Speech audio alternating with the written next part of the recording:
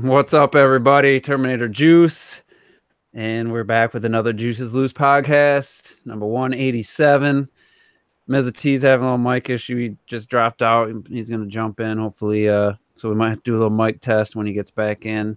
Hopefully gets that sorted. And sorry for a little bit of a late start.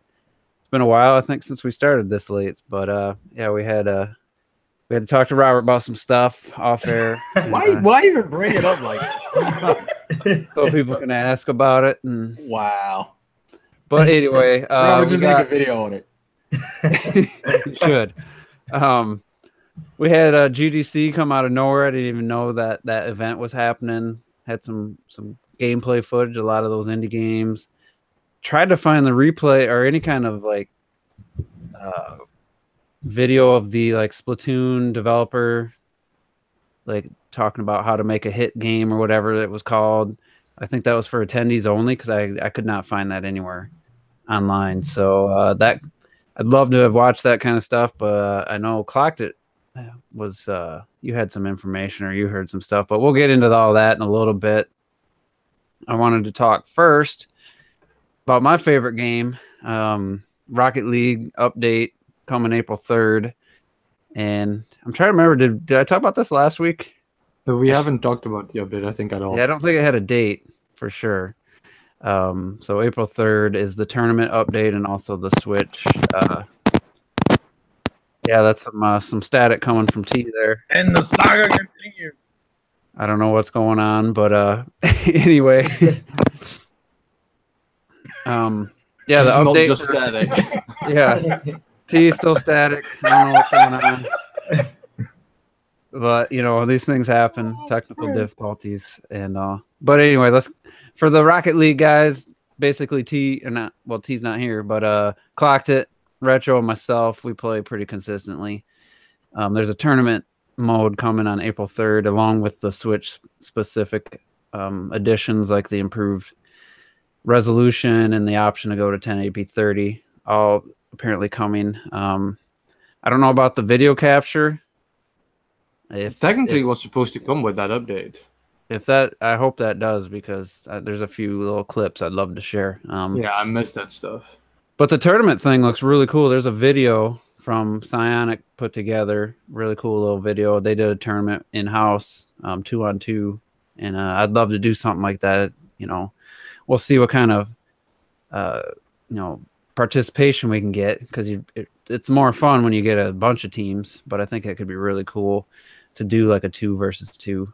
And the way it looks like you can set it up, it looks pretty like the options look like there's a vast amount of options to like customize it the way you want, kind of like Mario Kart 8 back in the day. So I'm looking forward to that. I hope the people listening, if you're playing Rocket League, we can get some tournaments going, because this podcast was founded on Mario Kart 8 tournaments. So that's how this whole thing got going. Mario Kart 8, what was it? Mario Kart Thursdays or something? I forget Mario Kart 8 Mondays.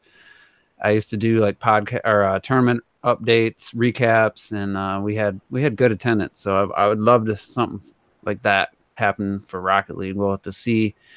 But Clocked It, Retro, what do you guys think? Tournament's coming. I mean, it's basically a week from tomorrow, and the Switch stuff, specific stuff.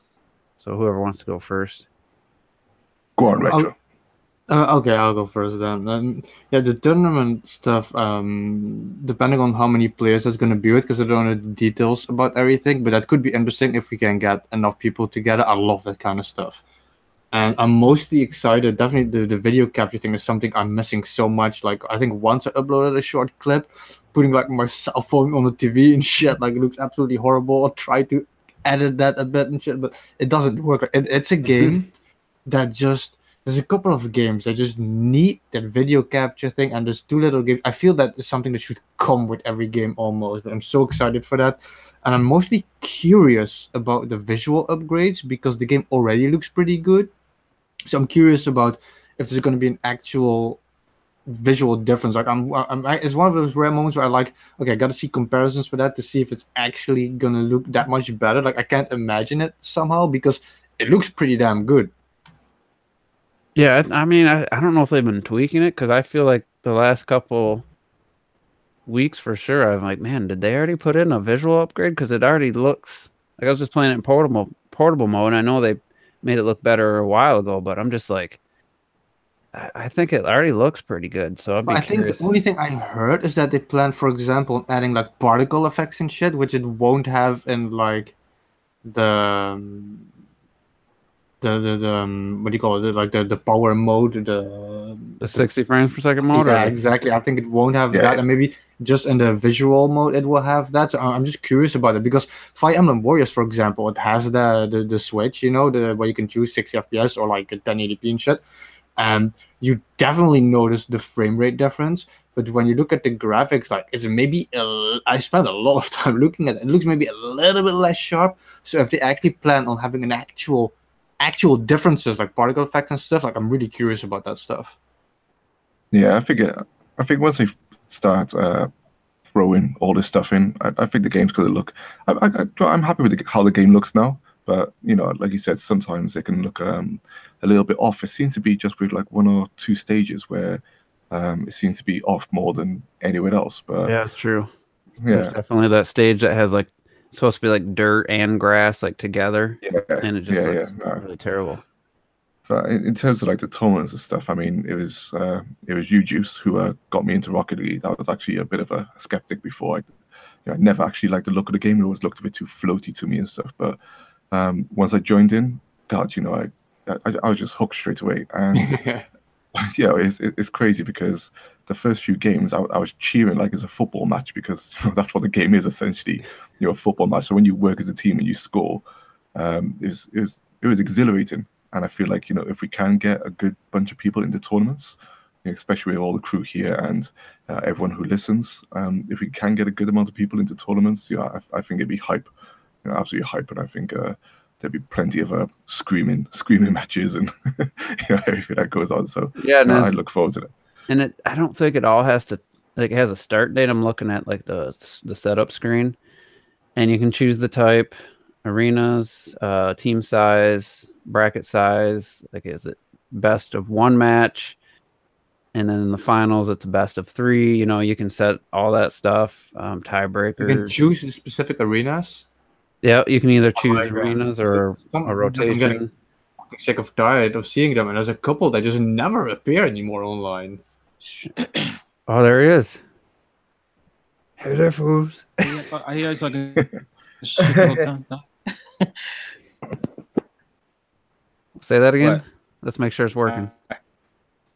Can you hear me? Yep. Hey. Little bit quieter than normal, but seems to be working. So Hashtag drunk tea. still there? Uh-oh.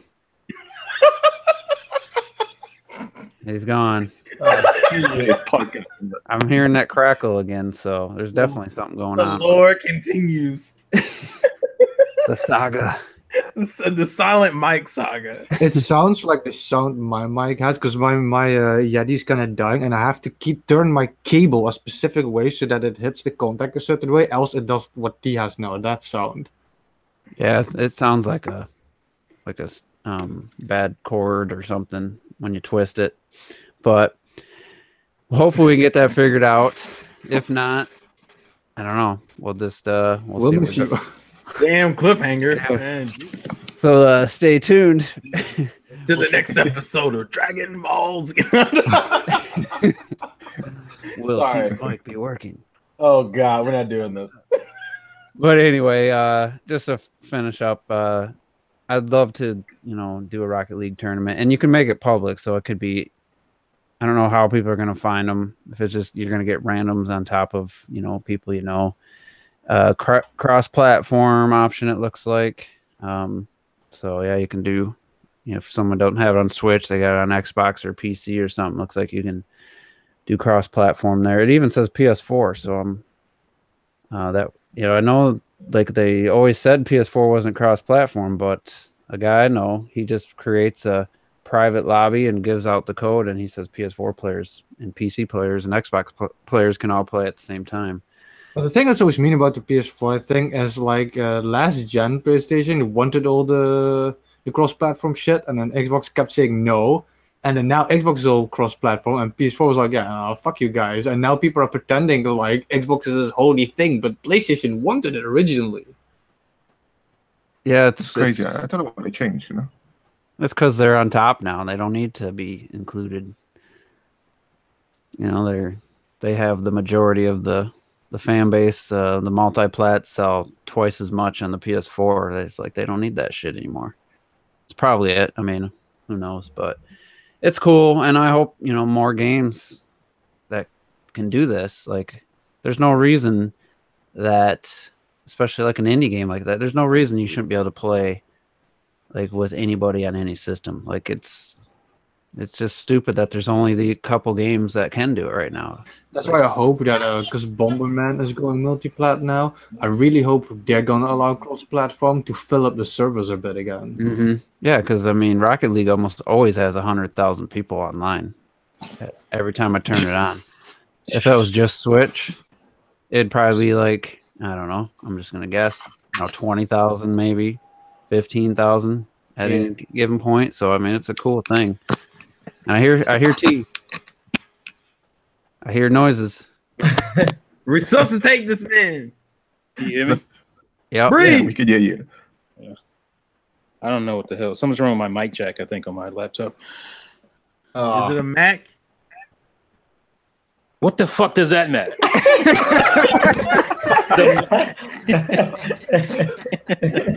So mic jack, you bastard. You didn't answer the question. I think he did. I think I did answer the question, asshole.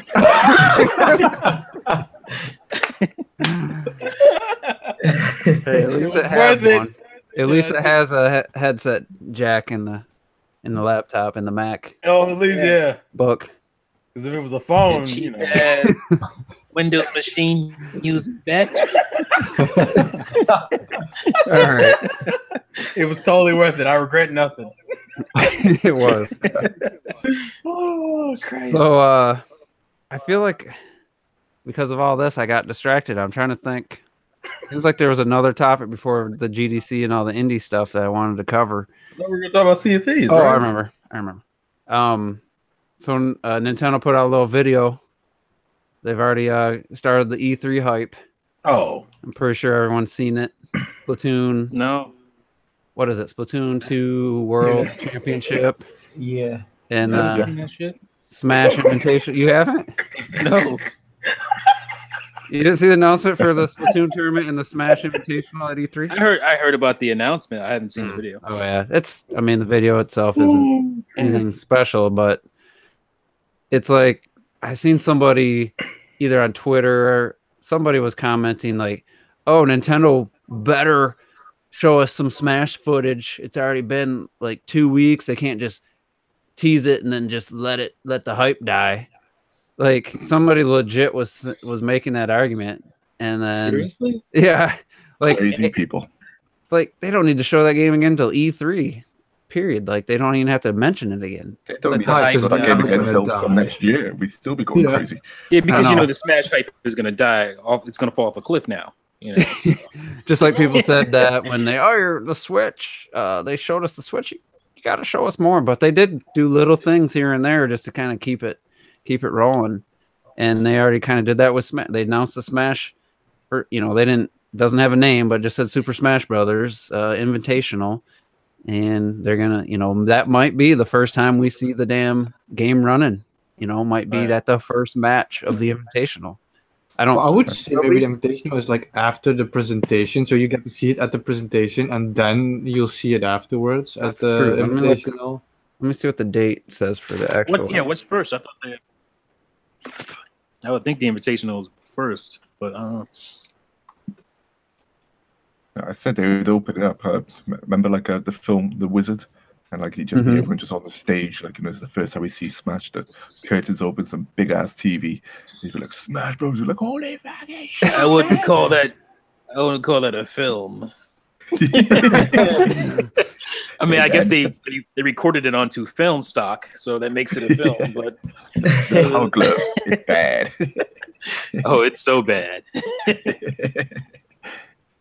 I don't see an actual like official date for the. There's a lot of stuff about the Splatoon one because there's a way to like to get in like your team. There's like a way to qualify. Because the Smash one, we don't really know a lot of details on yet. Like No, they're not but- even talking about. They didn't talk about who's invited. They didn't talk about really anything. No, but it's an invitational, so that means that whoever they want, professionals and stuff, they're bringing them in. So I doubt regular. Maybe there'll be one slot for a fan or something to but you won't be able to play the game, so I don't know how they would even pick somebody.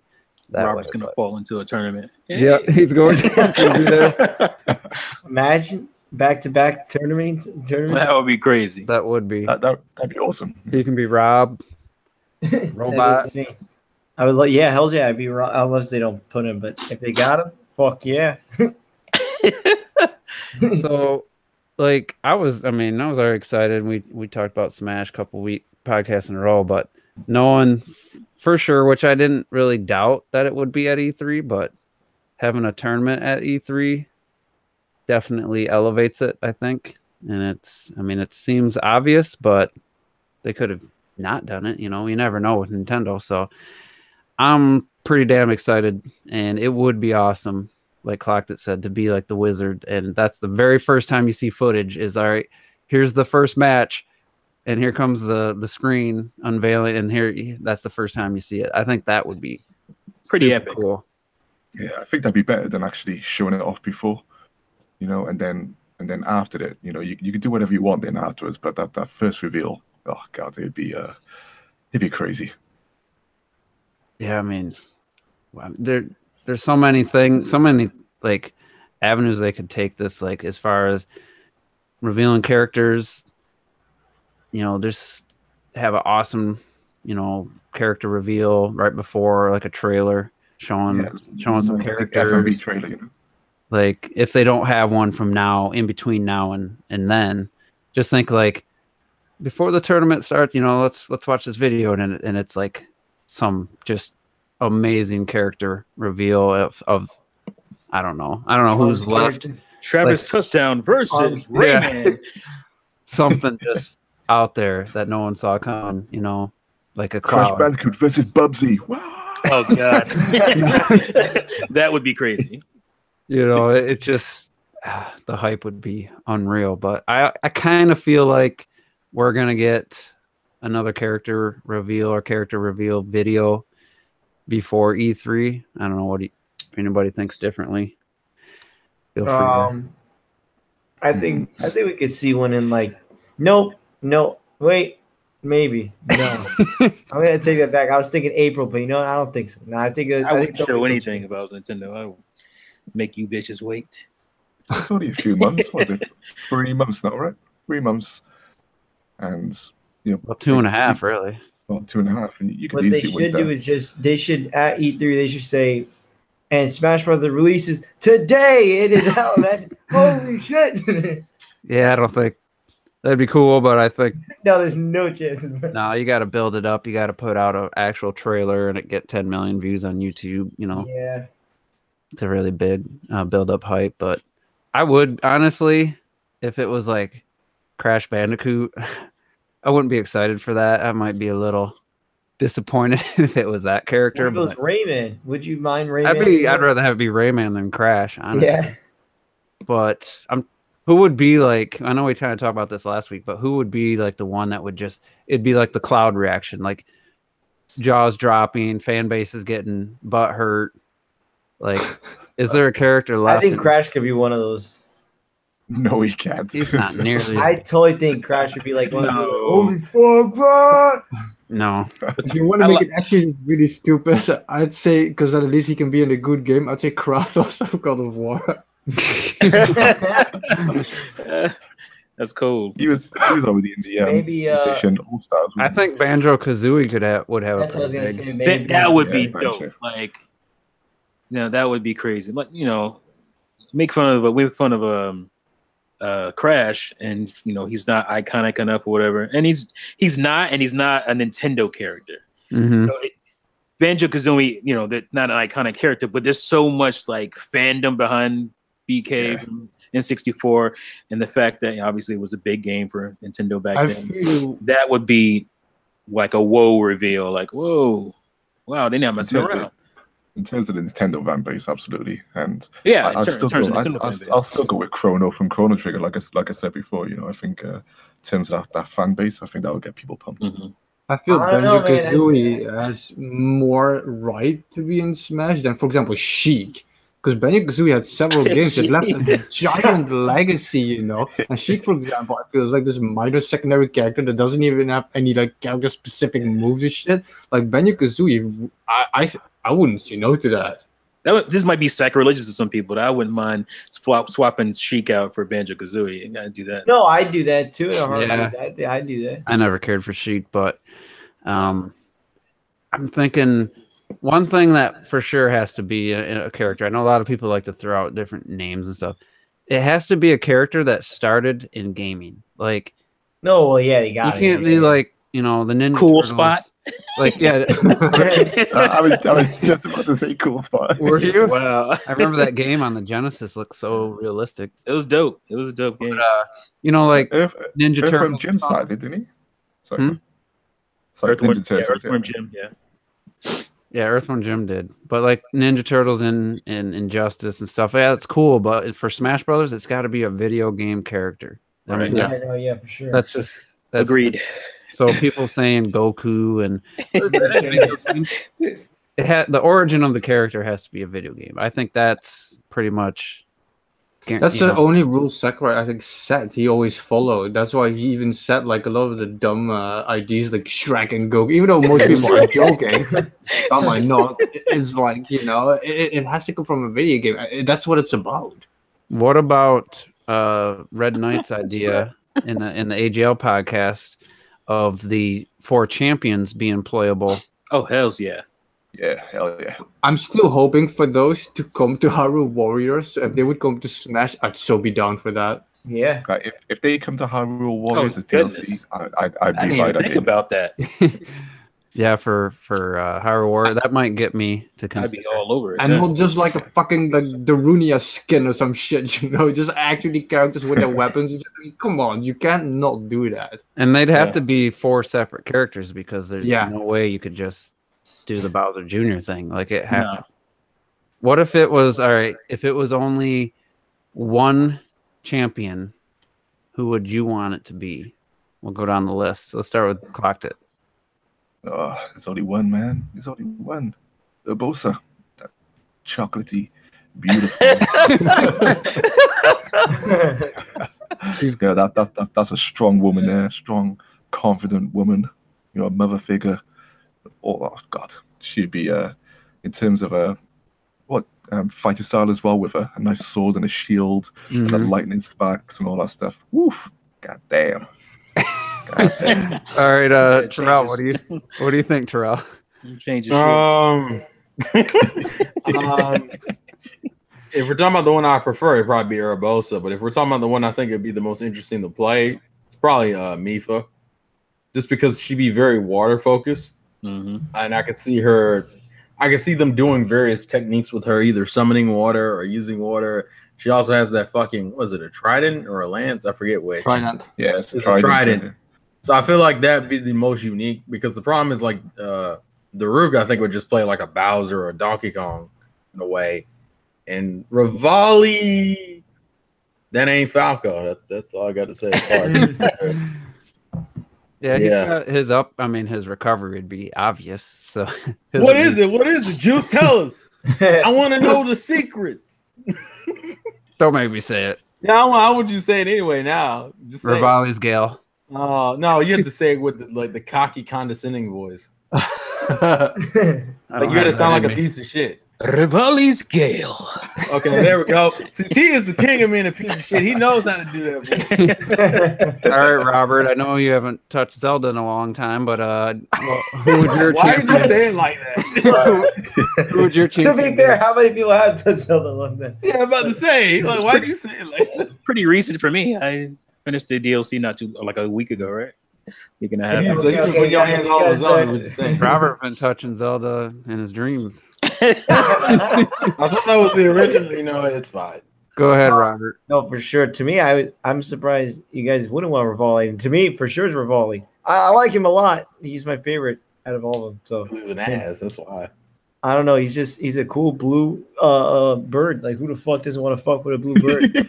Why you? I think he's the most. It's I like the his- weirdest fucking quotes, man. That was strange. Cool blue bird. Cool blue bird. Who doesn't want to fuck with a cool blue bird? His design is pretty cool. I will say. It is I do dope, like his yeah. design. I don't like his character that much, but. Yeah, he had no redeeming features whatsoever. And then you also got to think about, is the Divine Beast going to be tied to that character too? Like, I think Smash kind of I think maybe Final Rivali's Smash. stage would be on top of the bird would be cool. Then you could be flying all around. Oh, that could be very cool. Yeah. Even though they've done that in Zelda stages before, where you're flying everywhere, I kind of would rather prefer them just to pick a really awesome spot, and just have like a day-night cycle or something. But Tiu, did you go yet? I'm trying.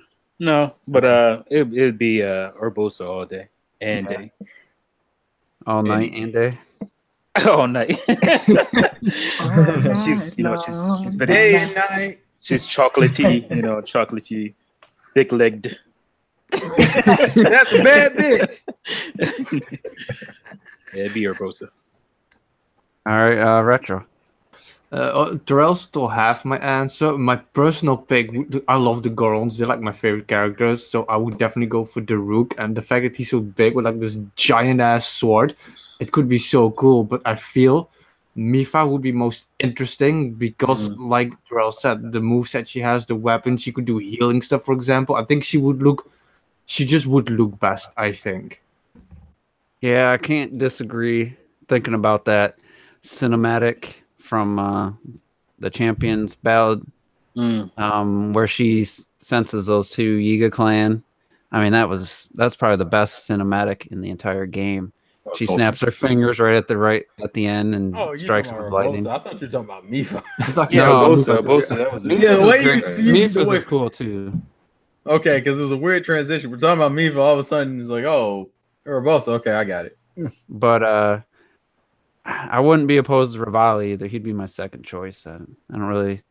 Mifa would just be weird. She'd be one of those. Mifa, no way, Mifa. She's a shorter character, so it's kind of like Y'all garbage.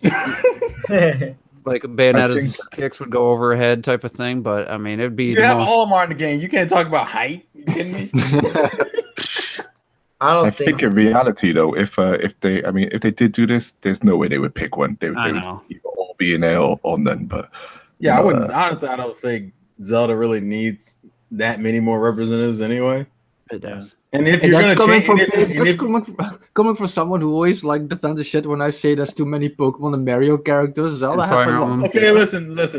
Pokemon, I can give you credit for. Mario, yeah, but that's kind of the nature of those being really popular. Fire Emblem. Okay, listen, Fire Emblem, that is a problem. I don't disagree. That's a fucking. They're trying to put me on the spot here. Fucking shining this light in my face. No, people ready to boycott with no Corrin if no Corrin shows up. Yeah, man, unless it's female Corrin, I don't give a damn. It has to be female Corrin to get the fuck out. Yep. What about Shut up. This might be this can be controversial. If they're not going to update Ganon, don't put him in the game. They're gonna put him in the game. You're gonna put him in the game. I don't want that same. We don't want TP. I don't need that same move set. You just don't want to get Ganon inside. That's what that sounds like. Why don't they just put the big ass giant? So wait, let me get this straight. So you rather not have Ganon at all if you can't get an updated Ganon? I'm with that thought because I feel it's still like get rid of Captain Falcon while you're at it. They're the same character. Give him his own moveset. I mean, he's a pretty. I'm not gonna get rid of a character just because I don't care for his representation. I think Ganon has to get his own moveset because I think Captain Falcon is it's Captain Falcon. You can't. You had to make up Captain Falcon's moveset. I feel it's just disrespectful to who Ganondorf is to just make him like a fucking Captain Falcon clone. It's so pathetic. With can we get a game this century from Captain Falcon? Then we can talk. I think if they got rid of Falcon, F-Zero would be dead. I mean, where else? It's already dead. I mean, it's already dead. It's not. Shut up. It's so dead, man. The I last feel like game Nintendo didn't even make. It's dead. Yeah. I know, man. You had Sega's out here making better games. No, God. But I mean, please. come on, like update Ganon to. I mean, give him it. Make Now, him look, look. Put in. I don't frickin- disagree with Ganon being updated. I'm just saying I'm not gonna fucking take him out of the game just because he's not updated. I'd rather have some champions in there, and if they're not gonna update Ganon, like Well, just put them all in. Put everyone in. I mean, like Demise would be cool. It's just weird to fucking put the champions in if you're gonna update Link's moveset to include the champion abilities too. oh no, yeah, no. I don't think the That's champion my ability- issue. That's the reason why I don't really think believe he really the needs champion's those. ability won't be in his moveset to me. Well, I don't think I think Zelda needs more of a fucking upgrade than Link personally. But that's a different story. Well, Zelda's pretty good. I mean, there's been 2 games since Twilight Princess. We need something. I think we need them for I both. think honestly, a lot of the champion abilities should go to Zelda. I don't think they should go to Link Why? because Link has already had a fine moveset as it is. I think Zelda needs the one who needs a redo in her moveset. I don't think they need to put the champions moves to give Link. me neither. I mean, just adding. I'm talking about just adding it as abilities to flesh out a character. But you could do that. I mean, you could put Rivali's Gales as his recovery, and you could have his shield, Daruk's, be his shield thing. I mean, because the core of what Link is in Breath of the Wild is still pretty similar to what he does in the other games. Yeah, it's not like giving him a new outfit. What would you change? Just the you don't need to hook shot it. He doesn't use the hook shot in this game. He doesn't. So what would he do boomerang, for a grab? Just like any other character, have a grab, a close quarters grab or something. Yeah, but Magnesis, something. Yeah. Oh, that's true. Yeah, you could choke him with magnesis. I mean, I think the why choke him? Well, I mean, that's what gravity does. He want a Jedi Force choke him. Saint Darth Vader. A Sith Force choke. He's gonna put his fucking hoodie on and shit. I think the runes would play a bigger part than the champions' abilities. Yeah, but like the only two, I think his 2 runes that were like, well, no, that's a lie. You could do the ice thing. That would be cool. I like. Yeah, kind of like a Pac-Man. Kind of like Pac-Man. You know how he has. Yeah, you could throw a square bomb, a round bomb. You could detonate the square one when you want. Yeah, that'd be cool. Yeah, that's what we said last week too for Link. Give him like the recovery, like the floating thing. Give him like as an upbeat, like Rivali's Gale, and let him shoot arrows or something. I think Give him the sailcloth or whatever it's called. Yeah, I mean, there's a lot of. I think they're going to. I'd be shocked if characters. There's no point in making him a reskin. No, not for the fuck of it. I'd be furious. Especially if he's still doing everything that like OG Link does. Every main person needs an update. Mario, like all them. Yep. The like I said, like I personally, the only reason why I only mentioned giving Zelda the champion abilities was particularly because Link already has a pretty good moveset without even touching the abilities in themselves. Like you guys had said, doing the bombs or the cryonis or the stasis or any of that shit, you don't really need to give those to Link. I would give those to Zelda because her moveset has been pretty throwaway for a while. Like to me, she needs an update just as much as Ganon, in my opinion. But I feel that Zelda, she finally, especially since 4, like she got the Phantom and everything, she got the moves from Ocarina of Time. I feel she represents the games very nicely with what she can do. Yeah, I don't know what you. I'm not missing much from Zelda. I think she's pretty much. But I think if you did, she didn't use the champion's abilities, it wouldn't make sense from that perspective. But I mean, yeah, but we don't fucking. But it's not like she couldn't use. But this Zelda's probably learned some combat from Urbosa at some point, you would think. But I'm just saying, if we're gonna, because a lot of people say the older cast are the ones who severely lack in character change, and Zelda is to me one of the poster childs for that issue. I mean, right up there with Ganon, in my opinion. I do love that teleport, though. I mean, the teleport is one thing. I just think she needs to get updated. I mean, if you're gonna, it also just seems weird to have a fucking Breath of the Wild Link next to like a Twilight Princess Zelda and shit. Honestly, though, I mean, like coming back full circle, if out of all the Zelda characters, from the series, Ganon has the dumbest moveset. Like, well, he doesn't really have a moveset. He has a clone. Like, I know he hasn't. He's usually there's a lot of games where he's like a giant creature and stuff. But I mean, at the very least, he should throw a ball of energy at you. Something that's was in a game. Make it become They a just need to YouTube make it channel. more inherently Got it. threatening. I mean, I think the fact that he hits hard is something he should always have because Ganon He's a is a power. fucking monster. He's a cry force of power. He's the powered character. Yeah, he has to hit hard. It's just more of can he use more of his moveset instead of just having a purple effect around his hands and shit. I'd like to see some dual sword wielding. I'd like to see some of that stuff come to him. Mm-hmm. And a different look, you know, like I would try to do it. Maybe the Ganon we get in Smash 5 or 4.5, whatever we're calling it, could be like a what if scenario. What would Ganon look like in Breath of the Wild? Yeah, that'd be fine too. that would be like I think his Twilight Princess model as well is arguably the most boring Ganon we've had. But I would argue he's the most threatening though. I even prefer the Ocarina of Time model over the Twilight Princess one. Yeah, Well, that's all no it is. way. It's like an upgraded Ocarina of Time model anyway. Wasn't that kind of what people argue Twilight Princess is in general? For the most part, yeah. pretty much. So Yeah, But that's what the fans wanted, damn it. They didn't want that cartoon ass Link. Which is funny. Which is funny because I I want feel the like Space Twilight World Princess Ganon. went through like a weird renaissance, but that's a different story. we need the Space World demo, GameCube demo, Ganon. That Low shit does poly. not look good. It for its time, it looked pretty It cool. did, but now it don't. But But now It it doesn't. don't now. he's a that's what cool I'm saying. looking Ganon, though. He does look like the Twilight or the Ocarina of Time Ganon. Yeah. Well, that's So- the only other game that But that was some existed at the point. Nintendo bullshotting anyway, because the game Mhm. didn't even end up looking that good either. So No, Twilight Princess didn't look anywhere near that. yeah, No, it was no, not that that was- clean. all the tech demo. I mean, I think the most impressive thing about that was like the movement of his cape, like when he jumped backwards and stuff. The Mhm. physics Yeah. was really good.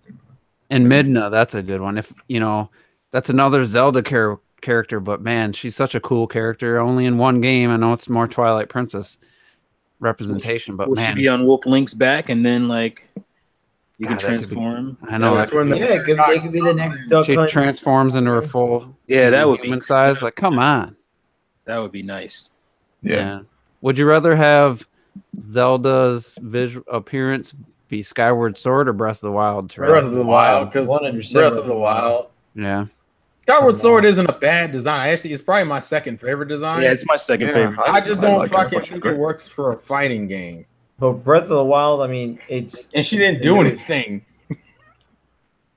So, what about? We didn't really talk about stages. So, yet on, you know, I didn't really plan on talking too much about Smash, but let's talk about potential new stages. You know, like what would you want for a Breath of the Wild theme stage or a Mario Odyssey stage or any of these games? Splatoon representation. I mean, what are the possibilities? It seems like there's so many places they could take it. So let's just talk about stages real quick, and then we'll move on to the GDC footage and that.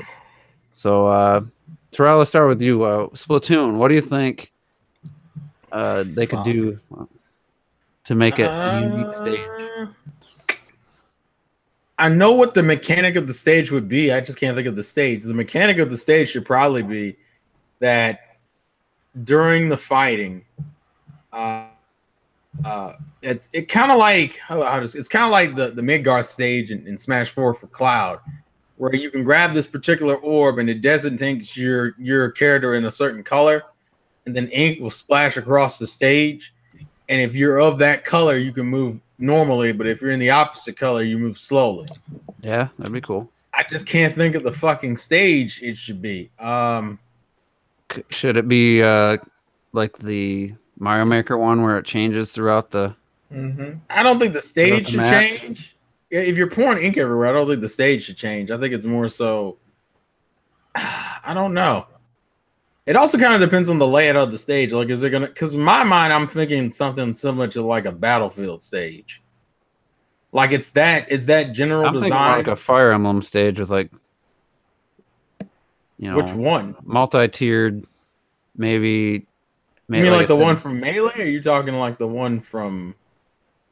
the one from Brawl was the one I was. Oh, the thinking. one that like shifted from you being on Talk top about of the. Castle Mhm. Siege. Yeah, Castle you're on. Siege. Yeah, you're on the top of the castle. Then But you of end up course, inside the castle. a colorful, you know, aesthetic and everything Splatoon about it. But I don't know. I just kind of.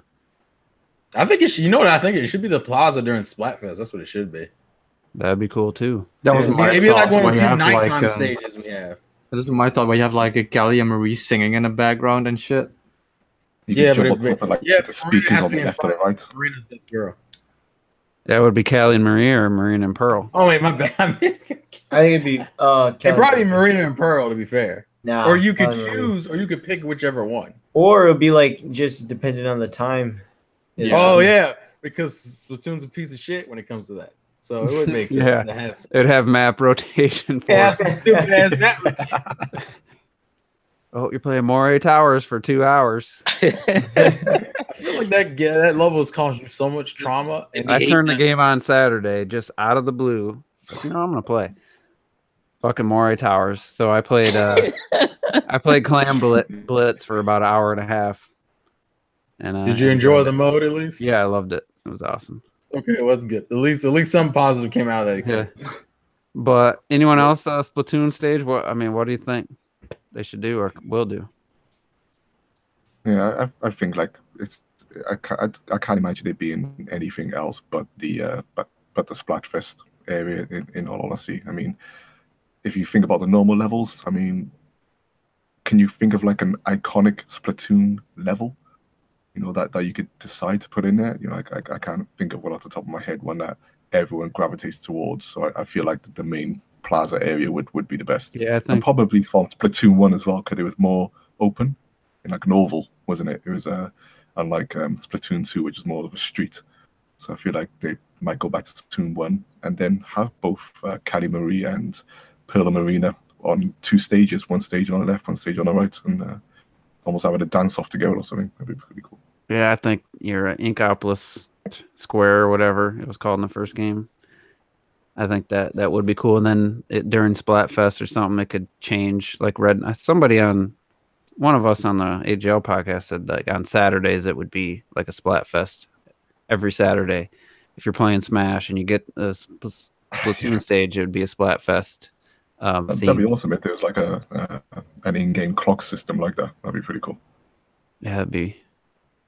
It seems too obvious now. Like it's almost like that needs to happen. So hopefully it does. The others, Breath of the Wild, we'll save for last. Mario Odyssey. What's your guys' favorite kingdom, and what would you what stage, what area would you want to see the stage, or would it be one of those revolving, flying around type of things? Because you could really be fighting on the Odyssey. They could modify it or something, or Bowser's ship, and see all of them. But I guess for me, it's sometimes I feel like it's easily New Donk City is my favorite kingdom, but then other times like Luncheon kind of grew on me the second playthrough, and then Bowser's Kingdom as well. So New Donk seems like a pretty obvious answer. You could be fighting on top of the skyscrapers and stuff, and that you'd fall. Obviously that would be your But isn't it just like the Earthbound stage in Melee?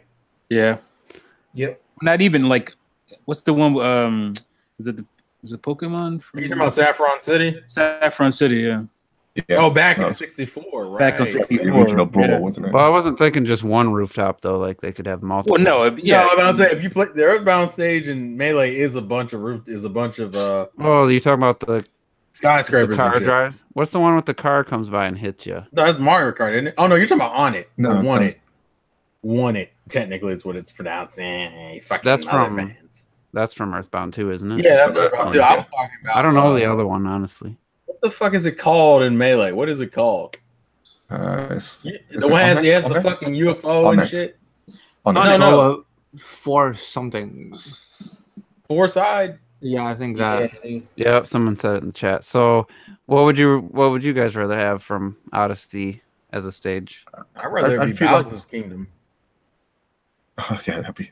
Bowser's Kingdom look really nice. Bowser's I- Kingdom is like to me like my favorite looking kingdom. God damn it. It is.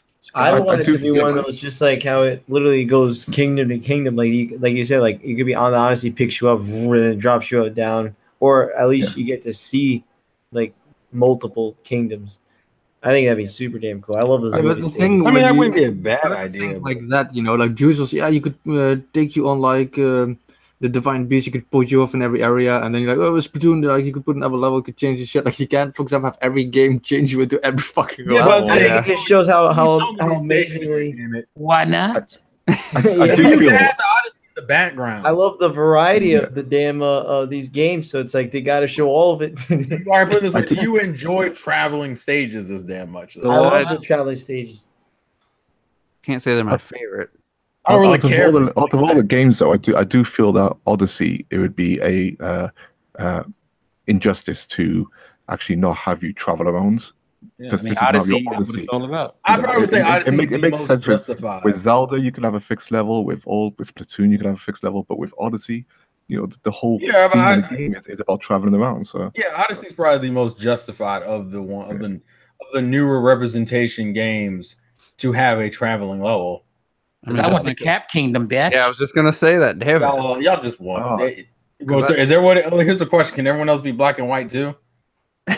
Like your characters walk in, they become muted and shit. Okay, I tell you what. In terms of a static single level for Mario Odyssey, I feel like the Cap Kingdom, if they were going to choose one level, I feel that would represent Odyssey perhaps better than any other level. Yeah.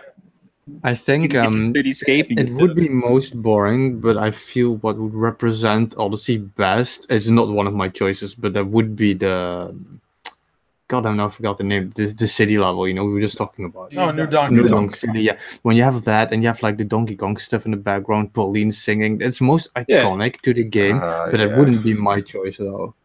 But here's the question: I wonder if people would question whether that's a Mario stage or a Donkey Kong stage.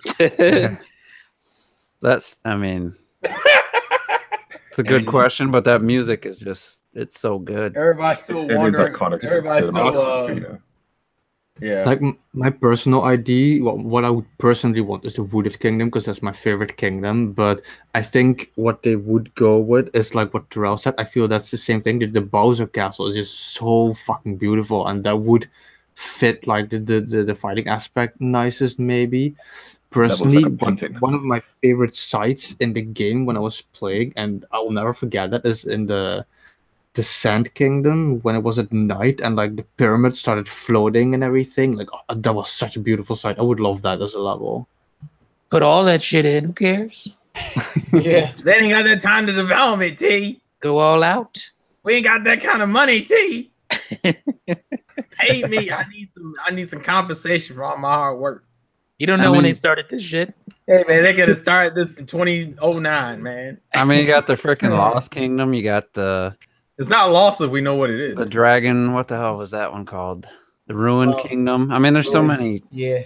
Yeah, but the Ruined Kingdom, I don't think is a good Mario Odyssey. They need to do the darker side of the moon.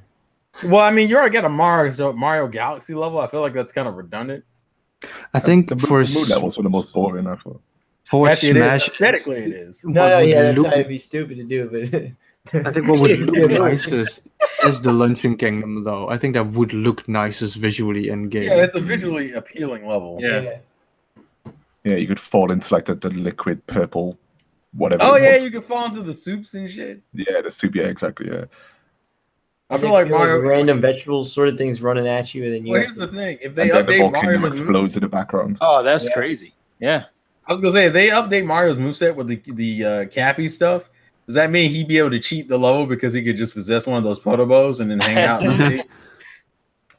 Then you could have like the T-Rex sleeping, and he'd become like Ridley, like he'd become a threat. Oh, that'd be horrible. Yeah. I can't stand those damn things.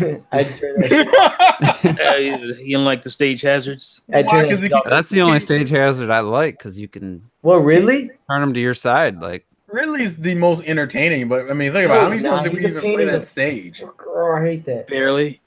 Yeah, we barely play stages with hazards like that. Well, no, we never.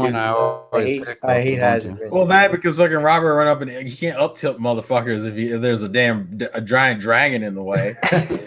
Hey man, where's my second jump? Up tilt. Ah! So Breath of the Wild seems like they have the most possible locations. I mean, Hyrule Castle, pretty Great iconic. Great Plateau. You got the. Do you know what they could do with Breath of the Wild? They could end up just having Hyrule Field, a bit of a slopey type of level, but not maybe flattish, with all the grass and everything, and it could have stage hazards like guardians run in the background and then shooting lasers across the stage or something like that. You know, that could end up happening. Actually, I Damn, prefer Guardian. that. That's good. That's good. I mean, you could just be on the plateau and just have the entire Hyrule laid out in the background, like Yeah. you know, the You back. could, That- but I kind of I like Clock's idea better, where you're in the field and the Guardians are in the background, and it's like, and the motherfuckers can come out of nowhere. Maybe they don't like a Ridley boss, but maybe they just shoot lasers from the background. Sometimes they'll pop open from the side and shit. I think you could have multiple. I think you could have 2 stages from Breath of the Wild. One could be like that with the hazards, and then one could be, you know, just more of a traditional, but with a great view type of thing. And I don't know, just there's so many possibilities again because of the varied environments. You got the desert, and They Yeah, could the throw you wooded area. a Or you could just something. slap brawl stages in there. That's all you got to do. Because you're lazy. Yeah. just bring back all the old stages and When I not was do a kid, new ones. all the stages that people like playing on, they didn't even bring back except for like Temple. Yeah. It's like And then they charge you a lot of the extra. melee stages I fucking loved. Some of the fucking Yeah, I pretty much boss liked stages. every I mean, you gotta have the old stages that people love, but It depends on the stage though. I wouldn't be mad if they had a bunch of new ones too. You know, You know, we need make some new ones based on the ones classic ones, you know? We need some Poke Floats. We need to know the Poke Floats say. That's what I fucking want. Yeah, that was good. It was such a dumb fucking stage, but I had so much fun with it. It was such a dumb stage from Melee, but I love that stage. I didn't even unlock all the stages in Melee because it took some of them were just required. I thought you didn't play Melee. I played it for about probably 30, 40 I hours. love Pokemon Oh. Stadium. That's just a little bit.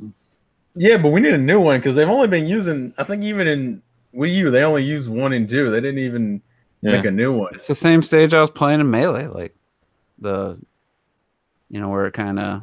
Oh yeah, literally, it's the same stage. Yeah. The new Pokemon representative stage was the Kalos League, which is all right, but it's not like it doesn't hit that same level of iconic for me. Like a lot of the new stages don't do that for me personally. I don't know. I enjoyed just some freshness to the game because it felt like I said last week, that they brought over a lot of the base game was a lot of brawl. You know, I mean that's true. Yeah. I'm just saying some of the new. It's- I'm saying just the design for the new stages weren't like mind blowing like they should have been. I can't even think of that many new stages. That's the other problem. than the new characters. I think if I could think of Palutena stage, I think Little Max stage is probably one of the best new stages. Yep. Palutena stage is the too fucking boxing big ring for its gotta own come good. back. Say what? The boxing ring got to come back. I think that's one of Yeah, the look, best yeah, levels look, in this one. that is one of the best new stages. Bayonetta stage is fine. I like the Wii Fit stage with the mirror and the. That's Yeah, fine. that was I think Wii Fit stage is fine. I think Pac-Man stage What is about the Fire Emblem? The new Fire Emblem stage, I thought was pretty cool. I What really the- like that one. Yeah. what is the fucking The platforms that come out of the ground, kind of an arena. Oh, that one. Oh, yeah, that one's fine. Fucking I mean, I like all of them. I just play them all on Omega because you're fucking garbage. I wouldn't be opposed to stages that aren't Omega form, but some of those were just the hazards are just so bad, like the Mega Man one. Like, come on, like have the option to just turn that. Yeah, it's a off. cool It nod. happens but too often. There's a lot. Yeah. That the new Kirby level that was absolute trash. Well, because it's essentially it has the same problem as the Palutena level. It's fucking huge as shit. Yeah, But it's not just that it's huge. You cannot see whenever you get hit, and you have to avoid everything, like fucking barrels and fireballs and lava pits and shit. I think if you You're more it's like slow an down arcade and it'd be game. more fun. And we all know Xenoblade is going to come back as well because you Oh, can get rid of God. Gala The playing from Xenoblade level had Xenoblade its 1. own fucking problems. You can get rid of Gala playing from Xenoblade 1. So how would you represent what level would be from Xenoblade 2? To me, I would rather have X represented. I'd rather have Really? Mira. Oh please, I'd rather you better give me more Ordain I mean, or Uriah. Uriah or more Uriah. Yeah, it'd be Uriah looks cool, but I'm just saying, as far as X. iconic looking, memorable. I mean, X Landmark has more variation in its. I Like- think For Xenoblade Chronicles 2, what would be most iconic, I feel, is just the guild in general. You could have like the old ship from Rex, before it gets small and shit in the background and all that kind of stuff. Like Nopons running around. Oh, you mean Argenum? That Yeah, Argentum, Eh, I guess if it's just a basic stage, I guess. Yeah, but that's what I mean. Like, it's the kind of stage that would be created by the other stuff. Like, you have like Titans flying in the background, ships passing by, Nopons walking around. You have like lifts to play on, that kind of stuff. Like, I think that would be the best fit. Not the most pretty, but it would be the best fit. I think flying around on Gramps through the Cloud Sea and having the other Titans and stuff in the background could be interesting. It goes like daytime and nighttime, so the clouds look beautiful with like the sunset and everything. And gorgeous. Then you could bring some 3DS stages into HD, because there were some pretty cool stages unique to the 3DS. Oh, like the Spirit Track stage? Mm-hmm. And Nintendogs? Gotta do this shit, Nintendo. Do it! There's that, I don't even know what game it was from. The pink, purple food level thing. Is that from Earthbound or something? I don't remember. Oh, you're talking about Magic. Yeah, that. The bird guy runs around and attacks you and shit? Yeah. Yeah, that's Magic Camp. That's a good level. I always like that level. Of course, I like that level. People can't stand it. That dude attacking people though. Yeah, but they can remove that worst case, like you said, with the other level, with the Mega Man level, for example. Yeah, the Mega Man level have a boss toggle on and off switch. Mm-hmm. Yeah. Of course, but just Ruby stage hasn't be that big. Ruby wants Mania and Forces stage. She's the big Sonic. Hey man, it could be a listen. Hey, listen. Hey, chill out. Hey, listen. Okay, listen. I could fuck with a Mania stage if it's Mirage Forces. No way. No, I don't give a damn about Forces. Listen, Mirage Saloon would be fucking great. Yeah, because it has a lot of callbacks in that stage, and there's some clever references with the boss for that stage. So if it's like a Mirage Saloon would be my pick, because I don't want to be fucking Green Hill. All right. Yeah. No Green Hill and Brawl was. Green Hill and Brawl was ass. I'm so tired of Green Hill. I'm tired of Green Hill and Sonic games. Well, that's true. That is true. But Green Hill and fucking Brawl was ass, and I hated that. That stage was stupid. The fucking ground fell out and shit. It was dumb. It is true that if Sonic would come back, they gotta go with a Mania level. Yeah, I don't think Forces has anything. Mania or maybe a Generation / Colors level. Somewhere around those three games. Yeah. I would like to say Lost World, but Lost World doesn't have any really unique. Well, it already had a stage from Smash 4 had a Lost World stage, didn't it? Yeah, which most people couldn't tell because it just looked like a random variation. Yeah, it was a pretty decent stage. I mean, I enjoyed the stage. I'm just saying it doesn't stick out as uniquely as it should have because it's essentially a Green Hill ripoff stage again. It's a better design because fuck Green Hill and Brawl. I hate, dude. It was such a dumb stage. You could get hurt by the checkpoint thing, and then the ground would fall out under you. It was fucking dumb. That stage was small and dumb. What about single player options? Like, we didn't really talk about that either. I thought we did talk about it. Yeah, I think before they announced it, we mentioned about changing like the way fucking is that classic mode or adventure mode goes, where because in the Wii U version it's that fucking you're on a board and you have to go to whoever. It's just a bad board game anyway. It's not even a good. Well, no, I'm not talking about Smash Tour. I'm talking about just. Oh. I'm talking about the actual way the adventure mode ran, where you were on a board and there was a group of enemies that were clustered up together. And you had to go to that. I like the way the 3DS did it, where you had multiple paths you could go through. I don't know how many people remember playing. I mean, that's more of a traditional arcade mode in a fighter type. That's better than me personally. I know somebody in the chat a little bit ago said that if it doesn't have a proper single player, then it's another trash Smash game. To me, single player does not define the Smash game. I don't even need a single player. At all. It was always about multiplayer. I would love one, but that's not going to define the game for me. Like just an arcade mode, practice mode. I like the taking on the characters by the generation they were from. You're talking about All-Star. All-Star, I like that. I don't need any super, in-depth adventure mode, even though Red Knight made a good point about like mixing like enemies like the Spikies from the Metroid universe and the Mario universe would be like walking together. It'd be cool to see those types of things in like a. We're mixing the Metroids from was it Icarus, Kid Icarus that had Metroids in them? Yeah, because Yeah, they made the joke and they made the joke in Uprising when he's like, yeah. "You got a Metroid?" But hey, no, that's a Metroid. I mean, there is some You're gonna get us potential. in trouble, Pit.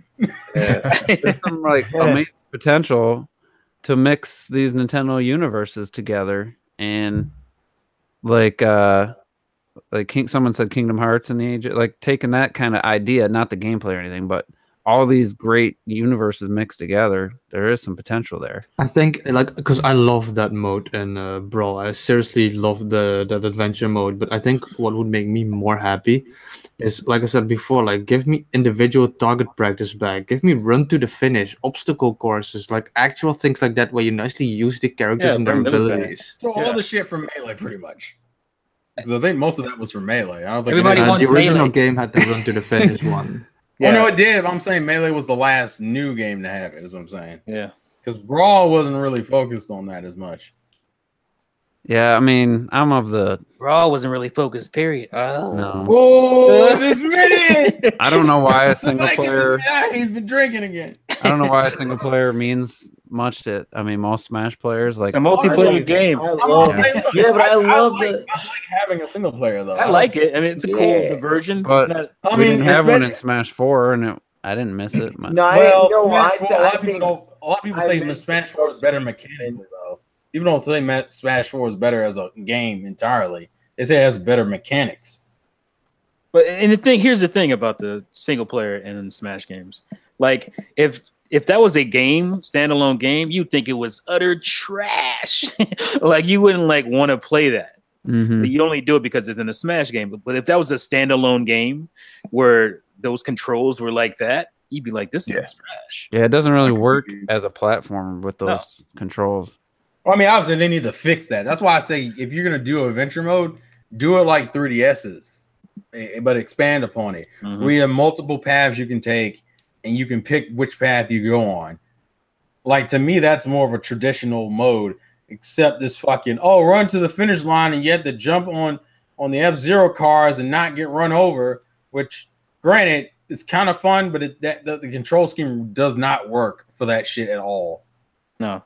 It's stupid. It's that stupid kind of fun, but it's not mechanically a smart. That's why That's why I don't mind if there's subspace emissaries not there or the adventure mode, because I always got so frustrated. I'm like, I can't even do simple platforming here on these levels because it's got the exact mechanics of the fighting game, and it's like that's always been an issue, I think, for the series. And they just need to change how they're doing that. Period. They need to stop making. They need to stop making modes that are focused around platforming. Mm-hmm. They need to just be more focused around the fighting. I mean, you can have the occasion. That's why I say I kind of like the way Melee did it, where Melee was primarily a bunch of different types of fights, like the Metal Mario and the 100-man challenge and shit, or the Giga mode and shit. But there was like maybe the one or two ones, like the fucking Zelda one, where you had to run around the castle and find the room with the the Master Sword in it. Yeah. Which when I was a kid, I didn't even know that's what I was doing. I thought I was just running until I found a room. I was there because the Master Sword's in the background and you can't see it as much. It's not as clear. Yeah. So I'm like, what the fuck are these weird ass zombies that are attacking me? What am I supposed to do? Where am I supposed to go? See fucking map? What about like a scrolling beat 'em up, style game? You mean like Double Dragon or something? Yeah, for like a new version of a single player. Like I'd be way more into that than some platformer because it'd be a better control. Yeah, and as long as they did have the cutscenes, I think those cutscenes are so great. That's keep the cutscenes. My favorite one is still fucking like, what is it? It's Fox, and I think Fox and Sheik are fighting each other, and Peach is in the background holding a cup of tea. That shit is so good. It's so fucking dumb. But you know the one thing they gotta fix if they do it though? Sakurai gotta cut this Kirby bias out here, right? Yeah, fucking he had Kirby by himself cut Meta Knight ship in half. DDD's over there saving Luigi and them because he knew the plan. He knew what was going on in the background and shit. Like, he plays this fucking Kirby favoritism. I know that's your baby, but you gotta cut that shit out, all right? The other characters are relevant. You can't. It's in his DNA. He's fucking by. Also, the other funny scene was the fucking when it's Fox and Diddy Kong and they're fighting Rayquaza and shit. And like Fox was to go in there and fight, and Diddy Kong's like, "Come look for DK." So he's pulling him by his shirt and shit. He's like, I'm about to go fight the fucking dragon. Come help me look for DK. I fucking love those cutscenes because it was stupid. Imagine like if they can do those cutscenes in the quality of the reveal trailers, you know, like that. Yeah. Take it to the next level. Yeah, that costs money. Nintendo got money. Fuck that. Yeah, They have the money. Switch is making some money. Nintendo puts their money in shit.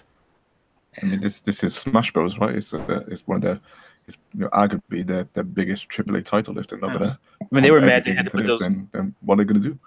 Yeah. I just hope no one spoils reveals.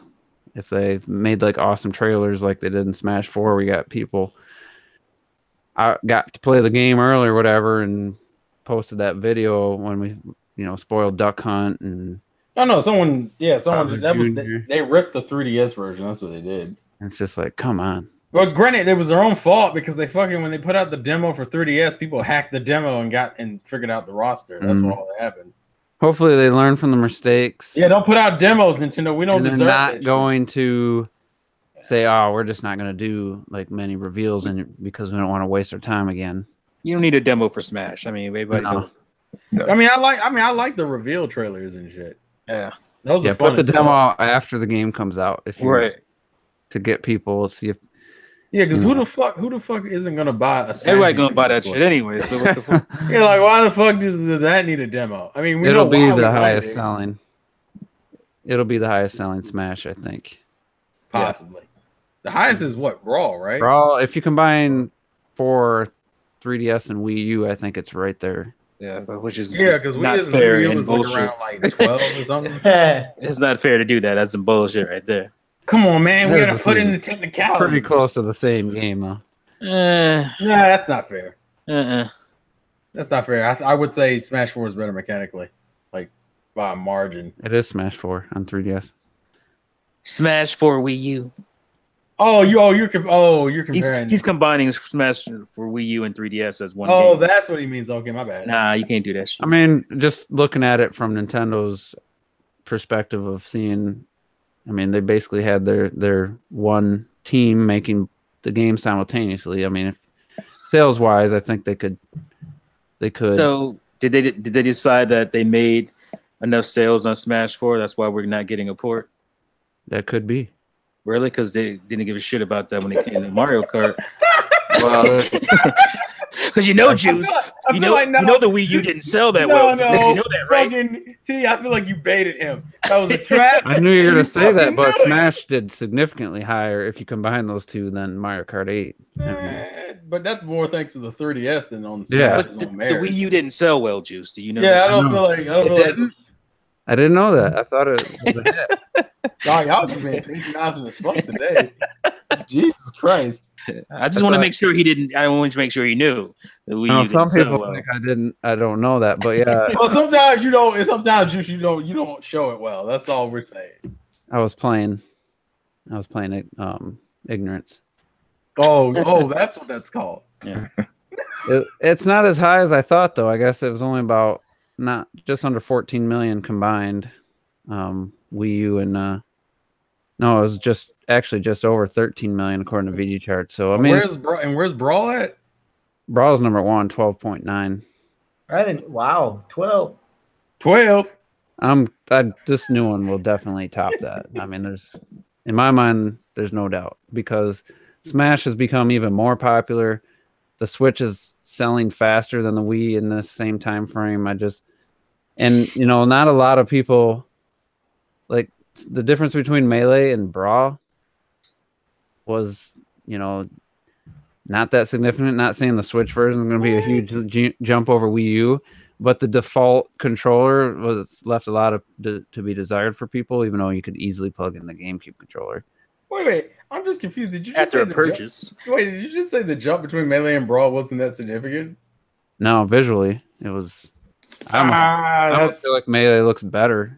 What?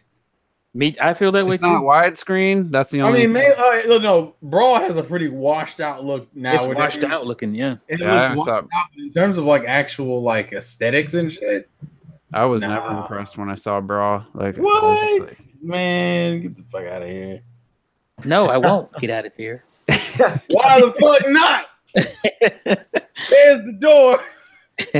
all right, so we better move on because we could talk about Smash We literally forever. spent But the- We just spent a days. lot of time. We spent a lot of time on it. We didn't even really talk was about your- the Splatoon thing, but who cares? We got What's time. the thing? So you know, I was a little hard on the indie showcase last podcast, and you know, it's just like I didn't see the whole picture. I didn't realize, and they didn't tell us that all those games are gonna be playable at GDC in this little event, like this separate room for all these indie games that they just showed. So it was like the showcase was almost like the trailer, like, you know, like the opening act, and then the real thing was all this GDC footage, which I think Nintendo World Report had the most coverage. I don't know. I'm not subscribed to Game Explain. I'm assuming they were there. Did they? Yeah, they did like a discussion. They put up footage of Travis Bunch of and, stuff. Yeah. So and the fighting game and all that other stuff. those two together like really elevated the whole thing for me. Like it put it like I wouldn't seeing say like that. significant gameplay. Like it's almost like the Treehouse. You know, like seeing people play games is way better than just a short clip thrown into a really short, you know, showcase. So like Bomb Chicken, seeing actual gameplay of that, I was like, man, that is a pretty cool looking, unique kind of platforming, puzzle platforming type game. It's like a Game Boy Advance game. It reminded me of like a really cool. Yeah, it's That's like the first time I've ever heard that being said and it being. I'm surprised because that's the first thing I thought of. It's a Game Boy Advance. It looks like a really intricate Game I Boy thought Advance. that was like a similar art style to a Shantae and the Pirate Yeah. Case. yeah, it just I liked how there's no jumping. You just stack bombs and the chicken goes up, and it's just like, man, that's a cool mechanic. That's a weird way. It's just it's They like be laying It's bombs. like what Yeah. kind of game you playing, man? I'm just stacking Bomb bombs. chicken for Smash. Yeah, I mean, That's a bomb ass chicken. nice. That's so So, you know, we'll talk about the one game that sparked a lot of discussion. God. I just want to give us time, me and Retro, to give us some time to take our victory lap. And we told you so's with a lot of these games. So we just gonna do that real quick. We Yeah. told y'all so. Because Here we go. I mean, I literally changed my mind on one game, but you know, thanks to that, I would have just wrote off. I had written off Bomb Chicken until I saw gameplay. And then I the wasn't too negative.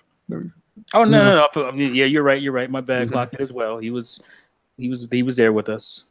But I think it was cool, like really beneficial to see these games like 10, 12-minute clips of people actually playing them. And the Messenger, I mean, T, you said it, like the level design was just like, holy shit. Like, Amazing. you know, if you only saw the 8-bit style, like the first level is like, it's like a Shovel Knight clone, like until it switches to that 16-bit art style.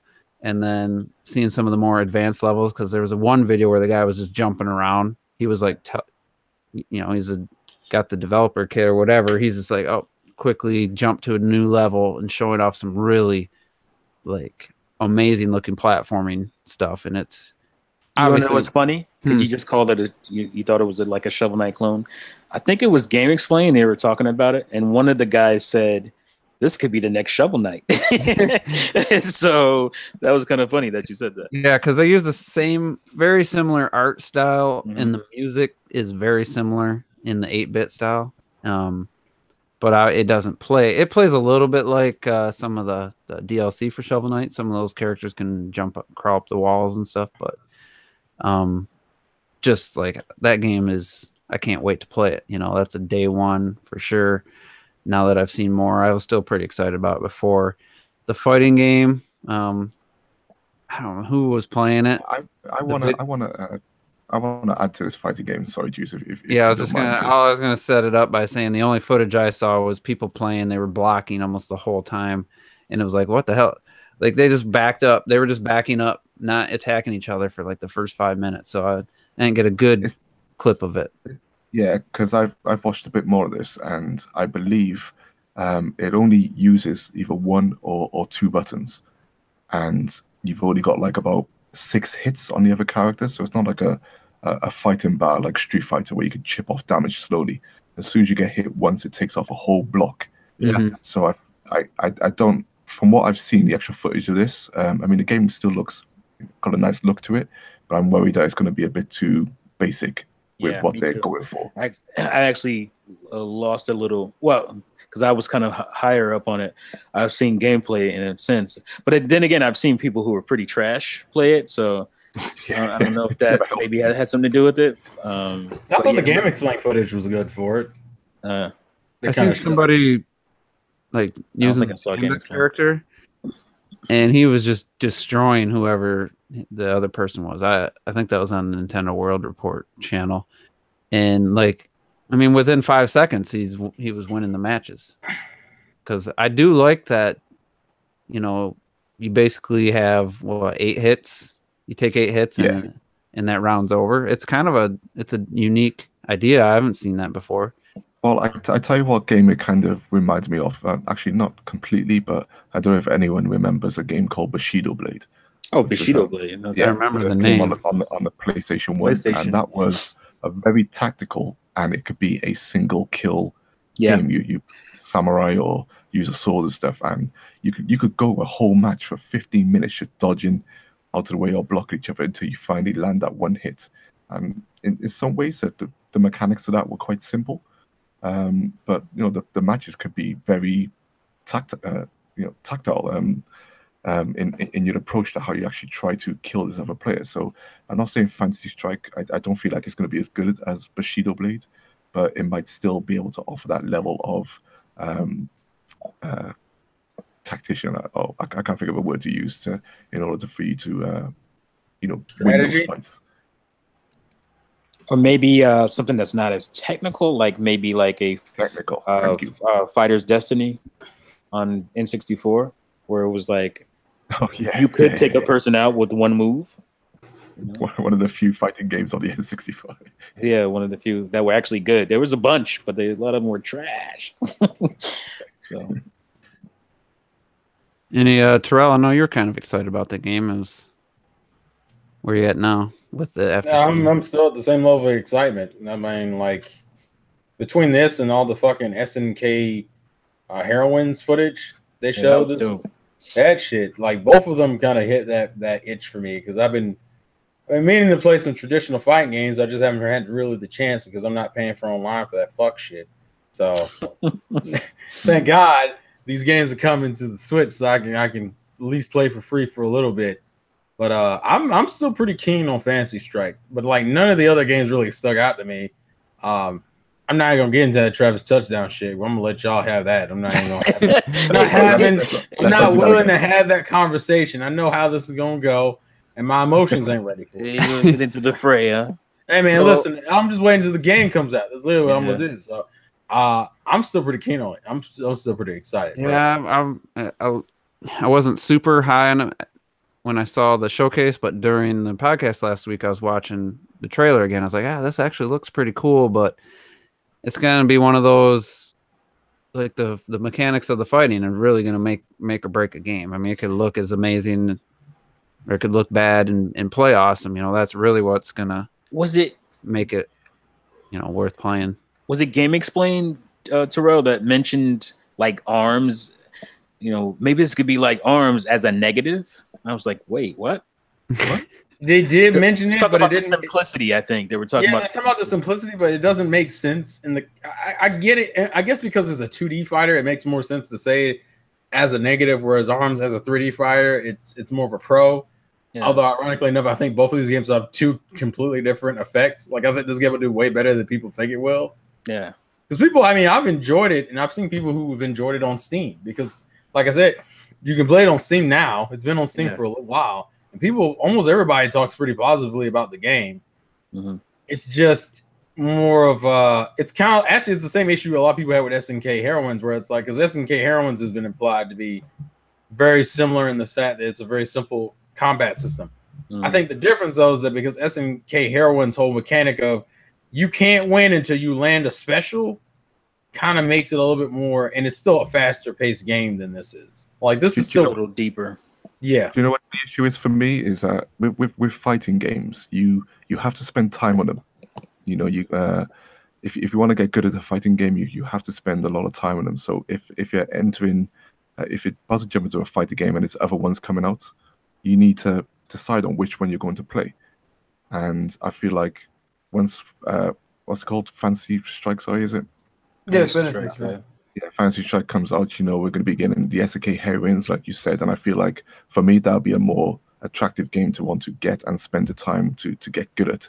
Instead of Yeah, that's the problem because you're dealing with SNK versus like an indie developer, and it's like yes, it's not like the SNK indie doesn't- developer is bad, but it's like I'm not gonna not Well, play SNK this isn't game. much higher than any developer these days. Hey man, No. listen. I was just hey saying. man, Let's hey be man, real. what you trying to say? Hey man, I'm just saying, you know, I hate money when T wise gets and T budget gets a little bit too wise. real. It hurts my soul. Like I I think- start feeling bad and shit. Like how dare you? I think a lot of the things that it is with fighting games is like most people in this generation, they were like me, you know, we all grew up with fighting games in the old days where the fun was finding a character you liked and discovering the techniques, mastering them. Like, for example, with Street Fighter, I made Dalsim, and Dalsim can do a teleport thing, which nobody could ever do because that move is like forward, halfway downward, Yeah. mid half circle upwards, 5 It's a buttons pain at the in the same time, and ass. shit. It's almost impossible, and that's the fun. And now people are judging, for example, SNK Heroines and the Fancy Strike thing because they hear the 1-2 button input. But then in this day and age, people forget Smash is a 2-button input game as well. It's the same kind of system. I think you have to play that kind of game in order to get it. Like Smash most- has Mario and Zelda and Link, and not Kubu Kubu what some of these dudes we don't know anything I see a about fat 'em. ass panda, man. What is that? That's like saying, you know, well, that's like, you know, what's the game that basically is Smash but has a frog? Roll out. Yeah, it's like Brawl Out. Like it's like Brawl Out, you know, I if heard it had Brawl Out more was a compelling good looking game. characters would be a more fun game, you know, but the characters aren't that compelling. Yeah, I mean the one thing about this Fantasy Strike is, as an indie games have shown in the past, you might get some special guest appearances from some other indie characters. I mean, I'm not saying it would happen, but that potential's there. And SNK heroines, I mean, who knows? I couldn't name one SNK heroine myself. You know, What about my? don't know who that is or what I game. think it's a lot harder as well now What? for the new No fighting one games knows to who come out. mine is, my guy. Bruh, come on, man. What? I think it's How a do lot y'all harder now not? for new That's fighting like games one to of come the out most and basic ones. create brand new characters that you could find Yeah. appealing. That's You know, true. because we've had so many now. So when you do look at Fancy Strike, even though the characters look cool, it's nothing like we haven't, you know, it's something we haven't seen before. You know, if we've seen those type of characters before, so it's very difficult to get attached. It I looks feel. really polished though. I'll give it that. Like that's Yeah, you yeah, know, no, that's I'm one thing not that I sure looked about at. it technically or anything like that. I think we can all agree that it looks Yeah, it looks visually. great. But indie people, Yeah. you know, it definitely looks great. So. I think it just moves a little bit too slow for its own good. I think that's the biggest problem it suffers. I'm buying Well, this I shit think anyway. it does because you land a couple hits and that round's over. I think if it was too fast, then rounds would last 5 seconds. I think. Yeah, but I think that's like one of the things people like about fighting games is how quick the shit can go. Well, I'm telling you that with this, what, one, was it 7 hits? I mean, that's the rounds go quick. I'm watching this gameplay and it's like they're like under 20 seconds a round. People say that though, but to be fair, play something like Street Fighter. You give somebody 2 Hadoukens and a Shoryuken and they're dead. Yeah, you know? And it's Yeah. kind of It's not similar. that different from what we It's got. just But because the it's tactics will come separated in, and yeah. I think it Doesn't just. feel- I don't know if it's just because it looks slower or what. It just seems slower than it is. I mean, not every game's, operates at the same speed for the intention of Well, I whoever's understand. making It it, just, you I know? don't know if it's. I can't tell if it's a decision with the game or just like. I don't know. I'm or watching it's natural flow. watching about 5 minutes in, and the characters move fast, and like I said, I guess their walking speed's slow, but some of these attacks are pretty quick. So Yeah, I think the Devino demo makes a would good help this point. game. One of the things I had noticed, like I don't know if it was like after somebody won and they were saying something, their character was saying, some kind of victory taunt or whatever. there's no expression. Yeah, like they didn't no expression in their face whatsoever. Like that did throw me off a little bit. I was like, okay, it's kind of strange. Yeah, the designs are cool. It's just more of the they're not animating. Well. Right, they're not animating. Now, if they threw Shantae in there, you know, as a playable character, then it'd be a different story. Oh boy. Hey man, oh yeah, you don't know about the outfit DLC. Never mind, I'm not gonna bring that up. I'll wait until later. There's some. I'll just say that they recently mentioned. Oh, we got some more outfit DLC coming, and one of them is a swimsuit. So that's all I'm gonna say. For Shantae? Yeah, for Shantae. Wish that game had a little more. You didn't get the Friends DLC? No, I didn't check my because I wasn't. I mean, you can just get the DLC though. I didn't buy no DLC for the Wii U. No, for the Switch. I don't have it on Switch. Oh right. I wasn't dumb enough to double dip for a 4-hour game. Ooh, dumb enough to double dip, smack you in the face. Whoops. I mean, if it actually was a lengthy game, I would have probably rebought it, but it's a good looking game and it's decent. I'd rather play Pirate's Curse. I'd rather double dip on that one, honestly. Well, you have the option to. But all right. Any other indie games before we get to the Travis Strikes Again? That anything stood out? That one, I ain't dealing with that shit. Retro, any games you want to talk about? No, I didn't watch too much of all the footage anyway because I can judge a game pretty fast when I see some gameplay of it. So nice, I get you. I'm not gonna get into this. But, yes, Dr. Blue, we are digging Fantasy Strike. We're just a little, what do you call it? Cautious about certain things in it, but it does look cool. If you play it, you're gonna know right away if it's gonna be something you're gonna enjoy. It's hard to. I wonder if Steam has a demo for it. I'm still super hyped for the game. Let's not get that anything wrong. The button combination thing doesn't bother me. The health block thing doesn't bother me. I'm still super excited about it. The characters is amazing. Did you see any gameplay for Bomb Chicken? I watched chicken. I watched quickly, but I didn't learn anything new from it except that I want it even faster than I wanted it before. It's got some lovely animation in it. When the chicken walks, I see that and I just gotta smile. It's so well animated. Yeah, it has a lot more personality than I picked up on in the initial trailer. And like I said, the gameplay actually looks pretty unique, and it's got some Bomberman aesthetics in there. Yeah, it might not be a super long game or anything, but depending on how much it costs, and something I'll definitely be keeping my eye out for. So, all right, let's get into this. No, I watched Mr. T's video yesterday, and that probably doubled the amount of gameplay I've ever seen of No More Heroes. Well, damn. Was that a 15-minute video? Roughly, yeah. And a big chunk of it was like a cinematic. So. And then you had the coconut. Oh yeah, the side. I'm like, yeah. I'm not a No More Heroes guy. Never played one. Never looked interesting to me. Is that the first game that's open world like that? Yeah, the other one is more streamlined and not. Yeah, it reminded me of some tedious stuff from Shenmue, where I'm like doing ridiculous little side things. So I'm not a No More Heroes like fan or anything, but the combat actually looked really cool, and I'm not sure how it plays, but it looked cool to watch the combat scenes. It's fun. It's not super deep or anything, but it's at least you feel like you're in it. Whereas a camera, you gotta think about what you're doing. Yeah. Are you swinging the remote the whole time, or only when it shows you a direction? Most of the time, you're swinging it. Yeah, because I've seen the prompts telling you target, and then the prompts is part of when you get your enemy, basically when he's low on health or whatever. When you get him down, you can do that cool prompt or whatever. But even that, there's still you have to target. You have to you're dodging. You have to.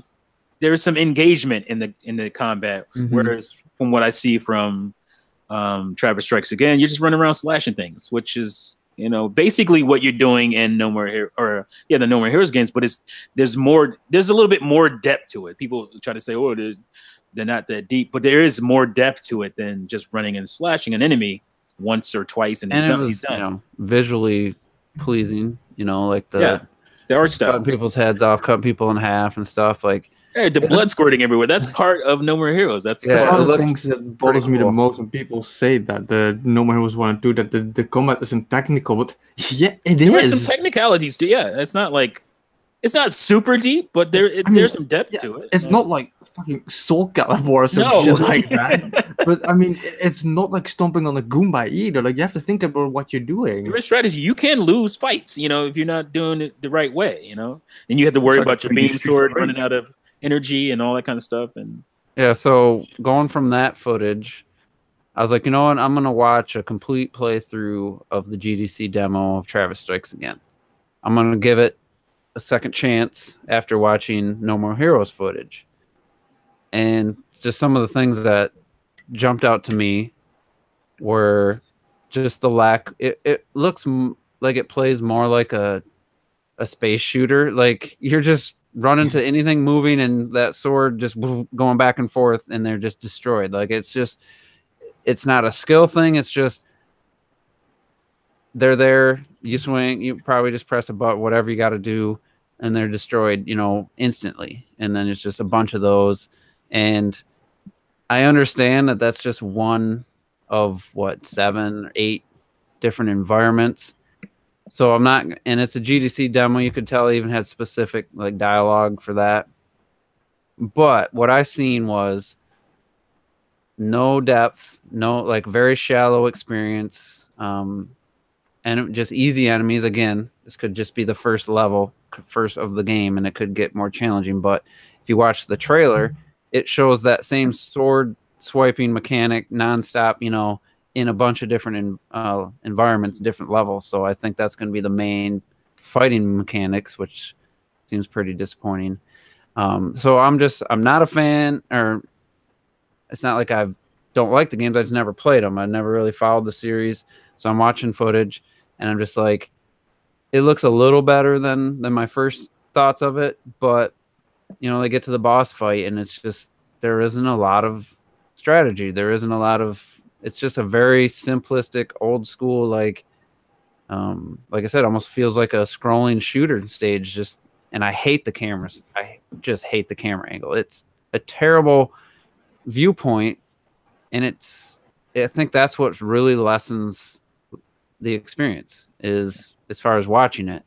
It's just and I know they did it for the 2-player thing, but there's nothing. It doesn't feel like you're really that, like, you're just watching this little Travis Touchdown is like this cool character, but all you're seeing is like, you can't even tell it's him versus it could be anybody, from that angle. And then, one of the things I liked about what he said is what you said now, is that when the original games, you're so immersed in it, you're like chopping people up, you're surrounded by them, it's dangerous, you're engaged in the fight, and like you said, this is like a top down, like, is this even Travis? Like, and then when you see the little dialogue bubble, it's like, who drew that picture of Travis Touchdown? It looks nothing. It looks nothing like him. It's like bad fan art. And it looks like a horrible hobo. Like, and I'm just like, I know this game isn't done, and I know it's, maybe some other parts of it. And then at the end of that trailer, they said, oh, there's going to be some adventure modes. Like, there could be more to this game. But what I seen in the extended demo didn't change a whole lot from that trailer. And it was just like, I think Red Knight said it, like, this looks like a shallow game, like, plain and simple. There's not a lot to it. Now, that could change, but at this point, this is what we've seen. It's what we can go off of. That's my take. Clocked it. Did you watch the extended gameplay? Yeah, so I have watched more, and I have come to the conclusion that it looks shit. Damn. That's been a bit harsh, but I watched a few interviews as well, and I think Game Explain were talking about it, or I can't remember who was talking about it, but they did mention that even though it looks like you're just hacking and slashing and running around like an idiot, they did say that there is a bit more to it within the combat, but like I said, when you're watching these games, if you don't see it, that is clear as day what's going on. If you can't see it, especially with this game as well, because when you're running around slashing, there's explosions going on everywhere and these type of effects going on. So you can barely see your character. So I don't know how much tactics in the controls for this game. So I mean, the more I've seen of that, I mean, we also just seen this one game as well, right? We still haven't seen any of the other games, and gameplay wise, it's still just this one running hacking and slashing game, and we know there's more, so we can only go once again based off what we saw in the trailer. But if you watch the trailer, it shows They show Travis a couple, touchdown yeah. in 4 different games, Yeah, so and he's doing the that's exact what- same sword swiping. That's what I one was of my just about to say, favorite but then things that- there's a puzzle one as well, isn't it? Which Yeah. it looked like he's pushed like blocks and stuff, and like I said, this is I said this before, and the next time they reveal this game now, it best be a damn good reveal of what That's what I this like game what is going you to be. said in your video, Clock. That's so well put. Like, we've seen this game on 3 occasions now already. We've seen like the original reveal trailer. We've seen the gameplay trailer that showed several aspects of the game, and then this footage now. Well, we've seen it four yeah, because the second time was that story cussing with that new character, whatever, when he's in the Yeah. caravan. And people can say, no, but wait until you see this, wait until you see that. It's like, but we've seen this game so much already. If there's so much more coming to this game, it's been terribly misrepresented. That's what I said in my video. Like, if they had something that was so much more compelling than what we've seen, wouldn't you want to show that first? This is a new game, and it wasn't like No More Heroes game so outstandingly or anything. So when you want to like represent the best of the game, if you had something that was more, compelling than what we've seen. Yeah, because I mean, the end of that trailer, they briefly mentioned some kind of adventure thing, and it's like I said, it's obvious from that GDC gameplay that this was geared towards handing a Joy-Con to somebody.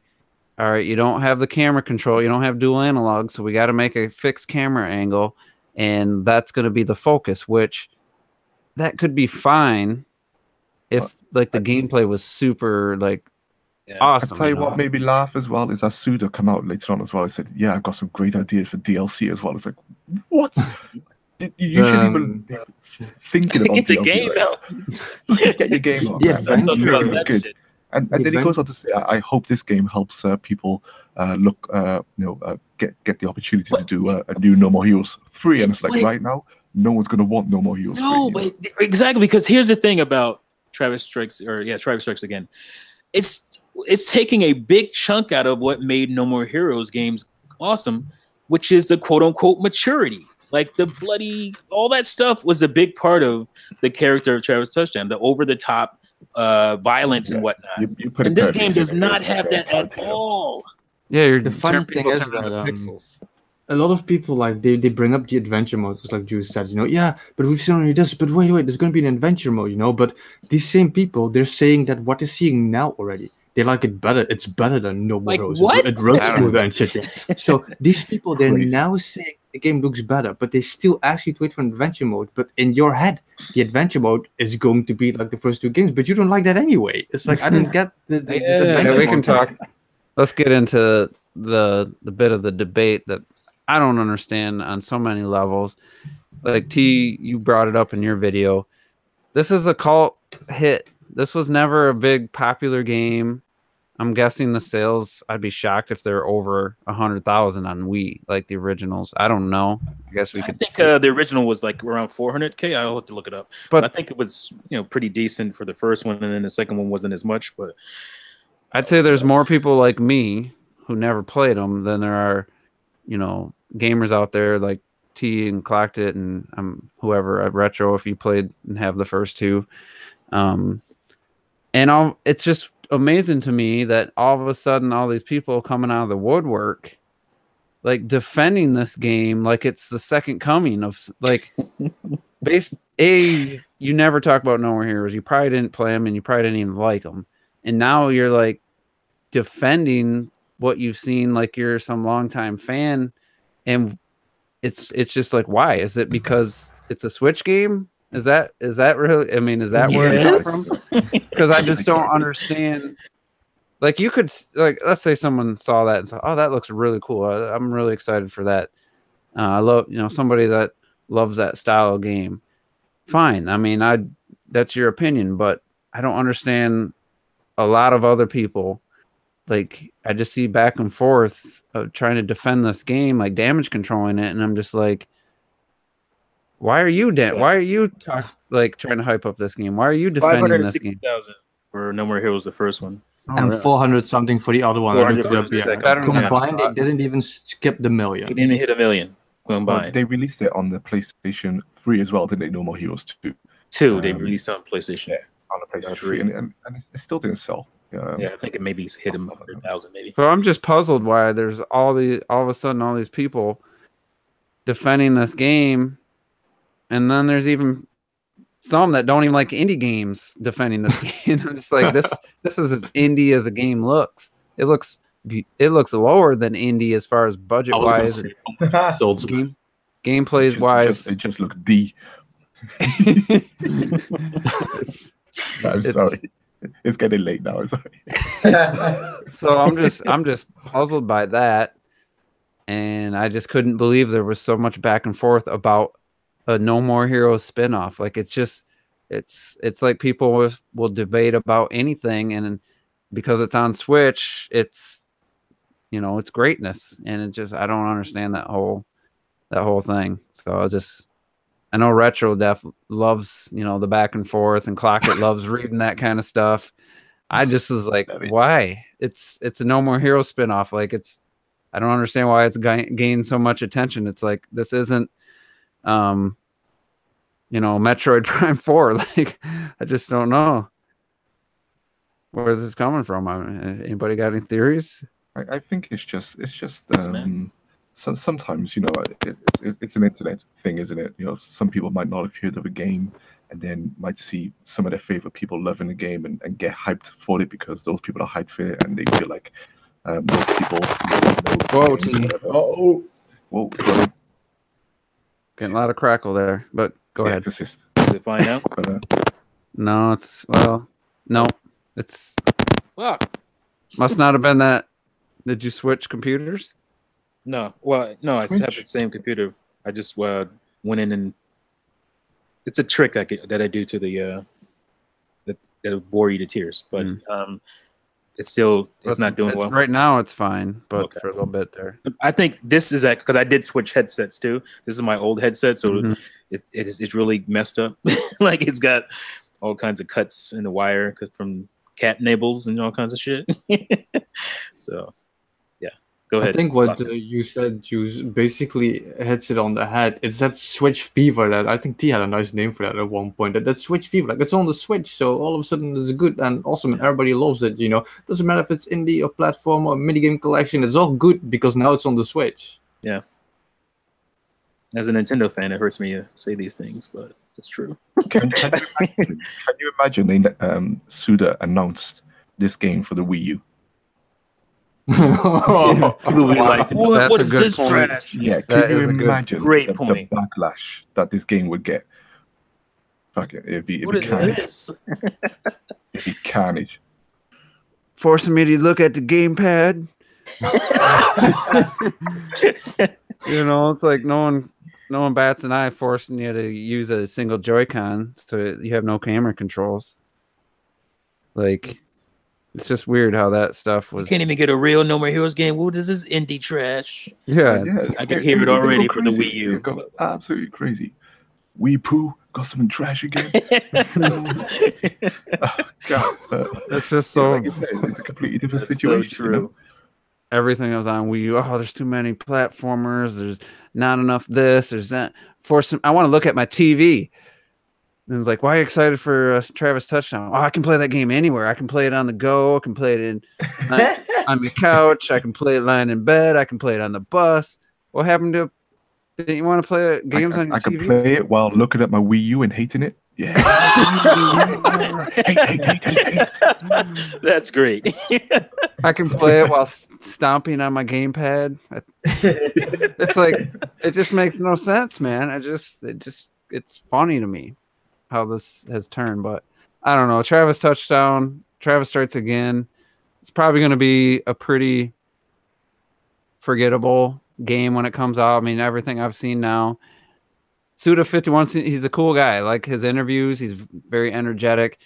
Very curious that the Nintendo Minute talked to him, but they didn't show his game. They showed everyone else's game they talked to. They did not show in the Nintendo Minute. They had no questions for him. That's why. Nothing against. I feel like he's doing the best he can without Ubisoft Yeah. money. So he's doing the best he can, and he's hoping that this game does well, so he can have enough money to do No More Heroes 3. And hopefully it's just, I mean, something that could be. And that's why I'm gonna buy it. I'm gonna buy it anyway because I want No More Heroes 3. So could be a I fun think this is little. it as well. Yeah, go on. Sorry, Juice. I'm just saying, like, depending on the price, it could be a fun little romp through, a 4-hour game or something. If it's $10 or $15, it doesn't hurt that he's putting something out just to get something out and maybe make some money so he can make No More Heroes 3. Yeah. So I don't mind that part of it. I just boggles my mind people just jumping on the defense bandwagon about this game. That's just what really puzzles me. And I think sometimes we have to remember this as well. I mean, we can give indie developers a lot of flack, can't we? And I think we spoke about before where for some of these guys to roll up onto an Indies Direct, it could be their first game or whatever, and for them it's probably their most exciting time ever. And they probably have put what they feel is effort into their game, and then you got people on the internet, including us, looked at the game and giving it grief and stuff. And I'm not saying that is unjustified, but we do have to give him somewhat of a chance, I feel. And even with Travis Strikes Again, I do want it to succeed. I do want it to be good, and I do hope in the end it does turn out to be good. But it's just that because we're dealing with someone we know, and we know what they've done in the past, and we're at this point now, expectations are already there, right? So I think that's why we're giving him so much grief right now. It's just because of what we know of him in the past. You can't go from like when you never first Kirby, like when you never cared for Kirby at all, and then all of a sudden Kirby Star Allies is hype. I have to question you. I don't know. I have to question that. I'm sorry. That's just me. It seems like there is a pretty cool mode in Kirby, though. Once you beat it, I'm a Kirby fan. I love Kirby, but yeah, I know what you're saying. But a Kirby fan, and you start hyping Kirby Star Allies, and I have to question. it's just question your motives a little bit. Nowhere. Yeah, it's just funny, like all these Wii U ports. Oh, you're just Wii U fanboys. That's why you're mad. Like, why do you want these Wii U games? You didn't like the Wii U. Why do you want these Wii U games on the Switch now? Like, it just doesn't make sense. I don't know. And I don't get that either. Why do people say like, "Oh, you're a Switch fanboy or a Wii U fanboy"? Like, dude, it's just Nintendo. Like, what? Yes, to separate them all day, every day. So, it's like I just don't. I don't know. It's a weird thing. It's like if Sega would have just made the decision to port every Saturn game to the Dreamcast, it would have been a success. Yeah, it's just like. I mean, when you can. Like, when I'm struggling to name 6 Wii U games that haven't, like Nintendo games that haven't been ported that, would make sense, that's a bad sign. Like, I'm like, what's left? Like, I forgot about Fatal Frame, even though that's Tecmo, Nintendo's IP, but Tecmo Koei makes that. I believe it's Tecmo Koei. I don't mind Fatal Frame. It like, first of all, it didn't get a release, physical release. Yeah, I would love that. That's one of the games I would actually like. So I mean, I'd be a hypocrite if I'd be excited for that if they showed it, because it is a great game and I think people should play it. But I want games that actually didn't sell well and I felt like should have, like that, like Tokyo Mirage Sessions, Sharp FE, like games like that. Especially Fatal Frame, because we got physical release over here, and I feel because you guys didn't get that, the fact that people don't see it in store and everything, it didn't get a fair chance, and it's such a good game. It's such a beautiful game. And I want Sober and Kiva for Smash. Make it happen. 2016 Goaty, yo. Yeah, it's like those games make sense this year. Take away, I mean, Bayonetta 1 and 2 makes a little more sense because of the sequel, you know, but Hyrule Warriors, Tropical Freeze, Captain Toad, yeah, those are going to sell way better and those are going to make Nintendo way more money. But for me, I know because I played these games already, but I'd love to have Fatal Frame 5. They did all the voice work. I mean, there's a lot of work went into that game. It's not the biggest budget title, but really great game. Tokyo Mirage Sessions. I mean, I'd rather see those games get a second chance than, you know, ones that I know are going to make Nintendo more money. That's why they chose the games they chose. Tropical Freeze definitely deserved more sales too, but you know, it's just weird how it's acceptable. I gave PlayStation 4 a bunch of shit for it, all the ports. I bought Mario Kart 8. I got called a hypocrite because of one game amongst I mean, how many new games did we get last year? And then this year is kind of making me question, like, yeah, like this is what I complain about on the PlayStation 4. This exact thing. More ports, more old games than new games. So, I don't know. That's kind of a turn to a different discussion, but we'll see. We'll see change this year. Yeah, I mean, at the end of the day, new console, they just had to fight out, even from indie developers and stuff, you know, they just had to fight out what they had already and then, you know, move on then. So, yeah, I do feel like you said E3 and later on this year, we're going to start seeing all the up-to-date games. Yeah, I think the second half of I think E3 is going to I'm really counting on the second half of 2018 delivering with major new games. So hopefully we don't get a E3 2015 situation where it's like a game like an Ultra Smash, just a filler, Animal Crossing. Yeah. And if they give us Pikmin 3 instead of Pikmin 4, there's going to be some furniture moving around this place. You know, that could happen. Like the way this is going, I wouldn't be shocked if E3 comes around and they show Pikmin 3 Deluxe Edition or something, you know, like it shouldn't.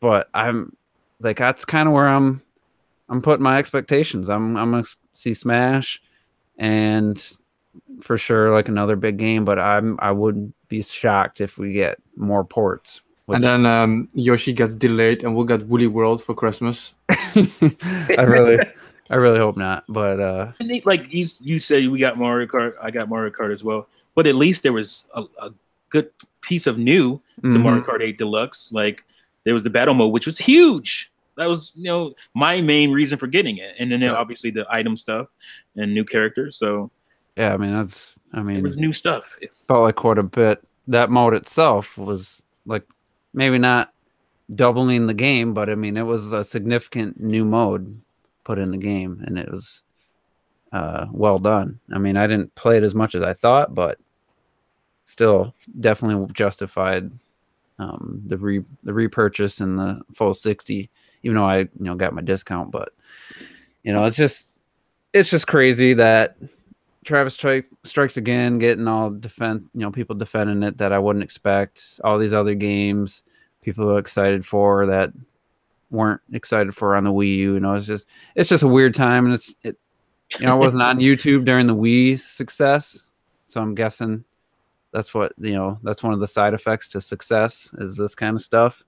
Yeah, people getting excited and trying to get as many views as possible and that kind of stuff. But no, this is different. The Wii was fucking ignored during the Wii 360 PS3 generation. Most channels just flat out ignored the Wii. It was literally just about PS3 and 360. There was a couple channels that would show like the Call of Duty, the Wii version. Exclusive. I mean, yeah, but I'm saying like in terms of this kind of hype, it's not the same thing. Yeah, I know what you mean. Whenever people talk about anything, comparison of systems or anything, it was always the Wii was just never mentioned. Yeah, and there was a reason for that, because people wanted to shit talk the Wii so bad, and they couldn't do it. They couldn't do it because it sold well, which is probably the reason why I think the Wii U ended up getting a lot of the hate that the Wii had generated, but nobody could say shit about it because it was like, fuck, it's making money. And I just kind of put something together. Wii U came out and it wasn't making money. People were like, see, the Wii name is stupid. Motion controls are stupid. Underpowered systems are stupid. I'm like, yeah, y'all been saving this in for 2 generations. I know how this is fucking going. You know what? I just put it together. A lot of the same people, like making excuses for Travis Strikes Again and hyped for games they normally wouldn't be, are the same guys that consistently say the Wii was just nothing but shovelware. Like, I'm just thinking, I'm seeing the faces right now, and everyone that I know that says the Wii was nothing but shovelware and just ignores all the great games are the same people that are defending Travis Strikes Again and all this other stuff. So that's weird. I wonder why that's just related. ignorant people, Um, because we talk about this all the time. And you look at the PlayStation 2. I mean, the amount of trash on that console. You know, it's just people just pick and choose all the time. Yeah. They'll It's use cherry any picking. excuse. And, yeah. Yeah, because the PS2 had a shit ton of. I mean, the shovelware was. The shovelware was just as apparent on the Wii as it was on the I mean, it was just apparent as the PS2 as it was on the Wii. I think the But PS2 the problem might have- was that the Wii shovelware was more front and center than the PS2's was, and they were both. And I would argue they both had about the same amount of shovelware, but the Wii shovelware stuck out more because of the insane amount of casuals on the fucking Wii. Because what did a casual play on the PlayStation 2? Well, you had your fucking Nickelodeon games and shit, but you also had your San Andreas, and people played the fuck out of that game. What did people play on the Wii? You had your Marios and your Zeldas and your Metroids. I was playing fucking some Barbie Grand Adventure bullshit. You know, that's the fucking problem. The problem is, for some reason, the Wii shovelware sticks out way more than the fucking PS2s, and I think it's because of the casual nature of the console. I don't think that's fair to undershoot the Wii's quality games, but to be fair, the Wii almost in its own right shot its own games in the foot like that. That's why you had great games like Zack and Wiki and Muramasa and the Demon Blade and Tatsunoko versus Capcom come out, and those games didn't sell well. Whereas you could say some of the better. Wiki for Smash. Listen, hey, chill out. Listen, That ain't gonna happen. Clark is over here putting out this fucking propaganda, man. You gotta watch this. He got these papers he's passing out to people. Motherfucker's face. Who the fuck is that? Oh, you don't know about the good word of Zack and Wiki, dog?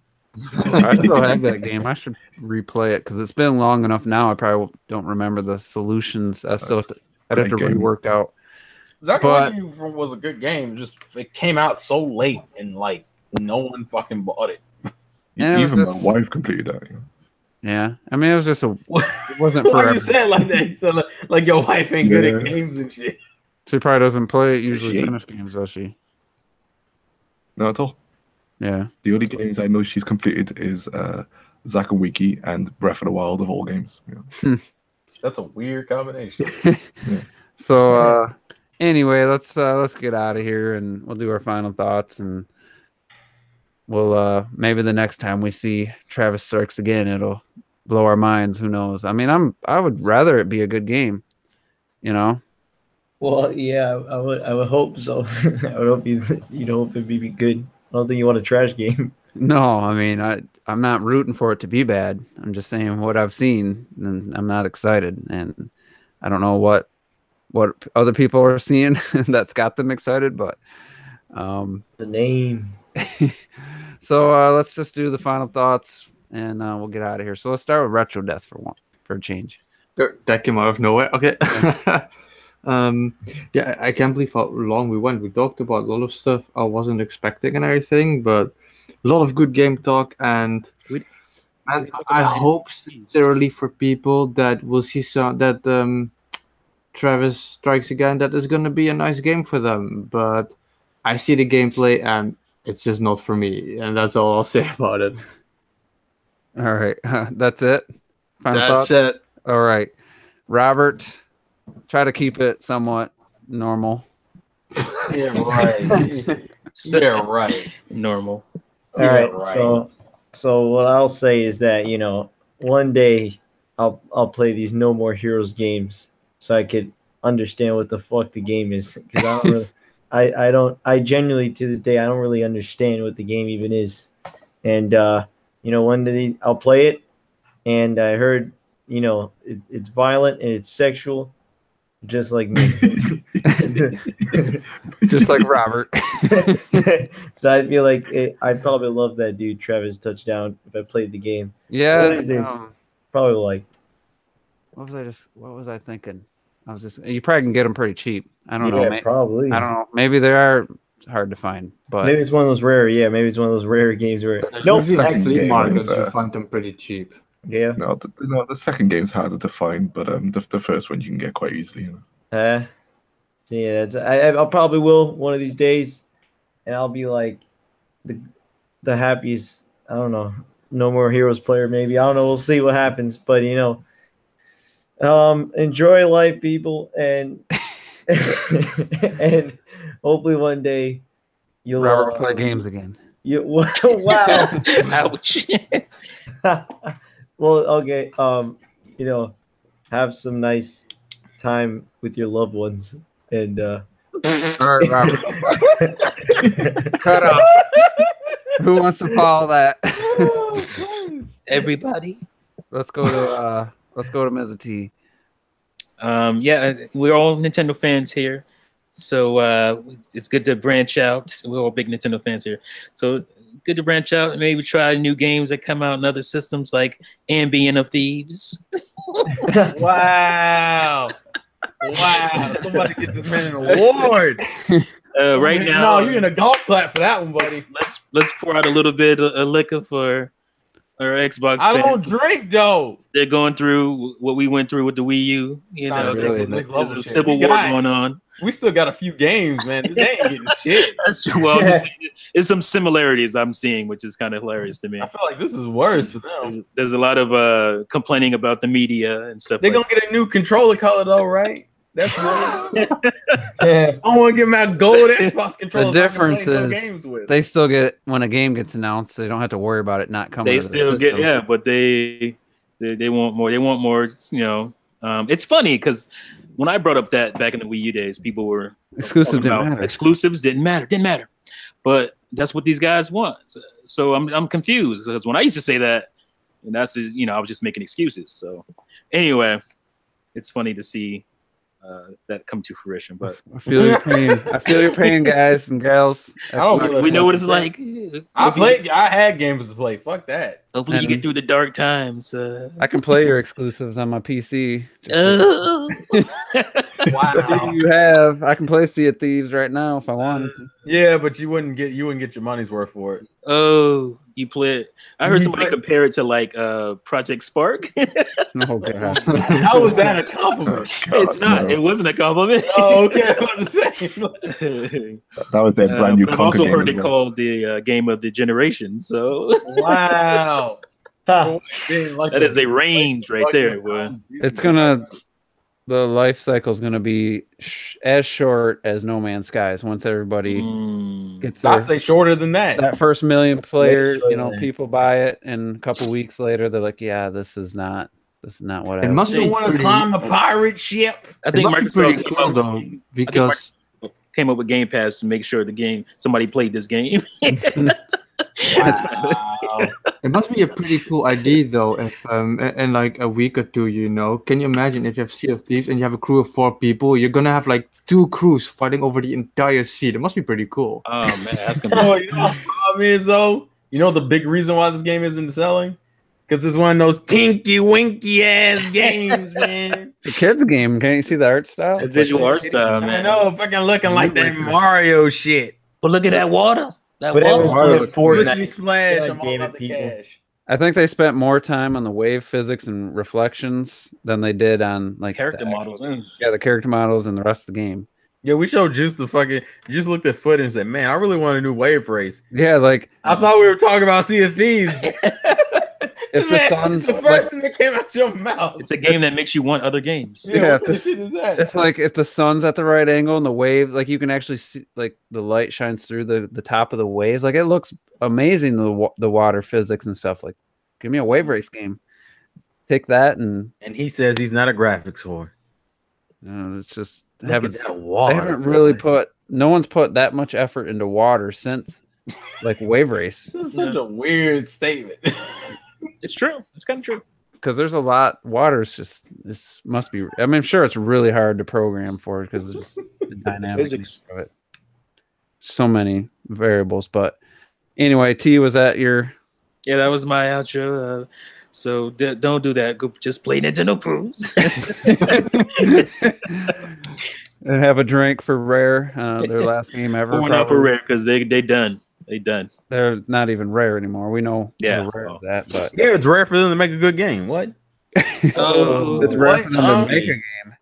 No. Well, I mean, it is, but I it's even rare for them to make I was happy to see them, not be stuck making, Connect sports games and one of the avatars. people. But if this is what they're gonna do when they're not doing that, then it's pretty much a wrap. And it'd be interesting. I can't remember when that reveal was. It 2015 or 16, where they're like Rare's back, and they showed it.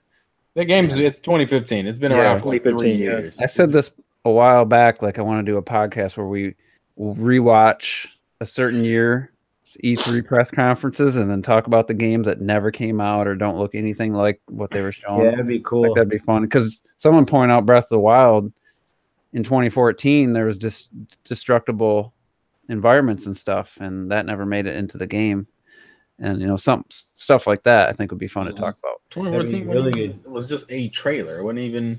Yeah, but it was supposedly in-game, gameplay. I don't believe that. Guardian. The bridge. Oh, you're talking about when The Guardian knocked down a statue and then the bridge. Yeah. I'm sure That they was had a that. bullshit. More like an in-game engine trailer, not necessarily in-game gameplay. Yeah, trailer. Yeah, I don't really count that. I'm Well, sure 'cause they they had said- the they I idea. count it when Nintendo does it because they don't Yeah, usually do that. when kind of Nintendo stuff. said it, I remember they said that is gameplay right there. That's literal game. We were I like, think they wanted to do that, but they probably realized that they just couldn't do destructible. Yeah, the game would be coming out in 2020 if they went through all that. on the Switch too. But all right, Terrell, why don't you give your final thoughts? I don't fucking know, man. Terrell's gonna play ARMS and not tell anybody. What do you mean? FYI. Hey man, people were in my stream, so people knew about it. Y'all just need to follow me on Twitter, right, guys? Add the Game Manic on Twitter. Anyways, it was a podcast, I guess. I don't fucking know. I don't have a lot to say. Anime fans, we got 2 weeks left before My Hero Academia. It's gonna be a good time, man. So my body is so fucking ready. Also, happy birthday to Reggie Fils-Aimé. Happy birthday to the man. He turned 57. Did you say 27? 57. Okay. Happy birthday. And he still sucks at Smash, I'm sure. Wow. 57. Damn, he took some of that hopefully he's Japanese good at keyboard. smashing. Oh yeah, he's on that next level shit. That man's immortal. He's been drinking from that holy water. I don't know what you call it in Japan. It's probably like sake and shit. Yeah. All right. Everybody, enjoy life. Breathe through your lungs because you can't. It doesn't work anywhere else. And good night and be well. All right. So before I get clocked at final thoughts, I want to say that I got another person watching Avatar: The Last Airbender series. Clocked it, picked it up, and it's my favorite TV series of all time. So I'm excited that he's liking it and watching it. So I know I usually try to tell Robert keep this gaming, but if you want to bring that up, it'd be cool. We haven't really talked about it much. You're getting him into it. That's what it sounds like. But yeah, it's like the fourth person now that I know that I got to watch it, and so far he's enjoying it. So, but with that, clocked it. Take it away. Final thoughts. Yeah. Well, once again, thanks for inviting me on. It's always fun talking to you boys. Feel like I'm slowly becoming one of the crew. It's pretty cool. It's making me fun. It's making me happy. And Sucks that I'm be so late though, and that's that. You can tell when I could take the pain. I could take the pain. whisper, the clocked it whispering versus the clocked it normal volume. Yeah. Well, it's normally like my predator whisper is like.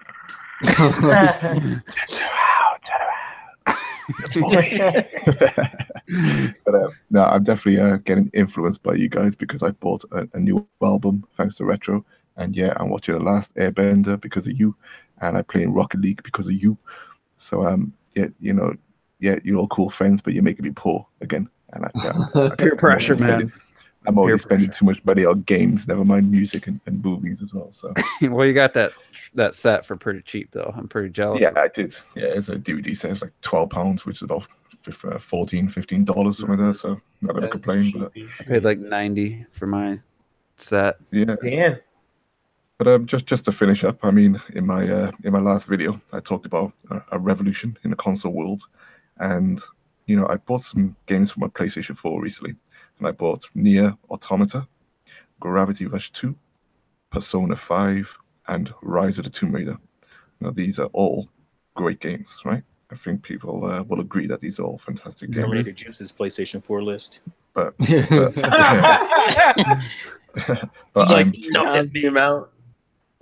know what? I'm struggling to turn on that PlayStation, man, because it's I am too. Shit. The struggle is real. It's real. I can't get myself to do it. This pisses me off, actually. It's crazy, and it's number one, I hate the sound of my PlayStation 4 anyway. When I turn it on, it's like it's about to take off. How would you know, Robert? You haven't turned it on in years. You did get PTSD every time you hear it. Oh, shit. Let the man speak.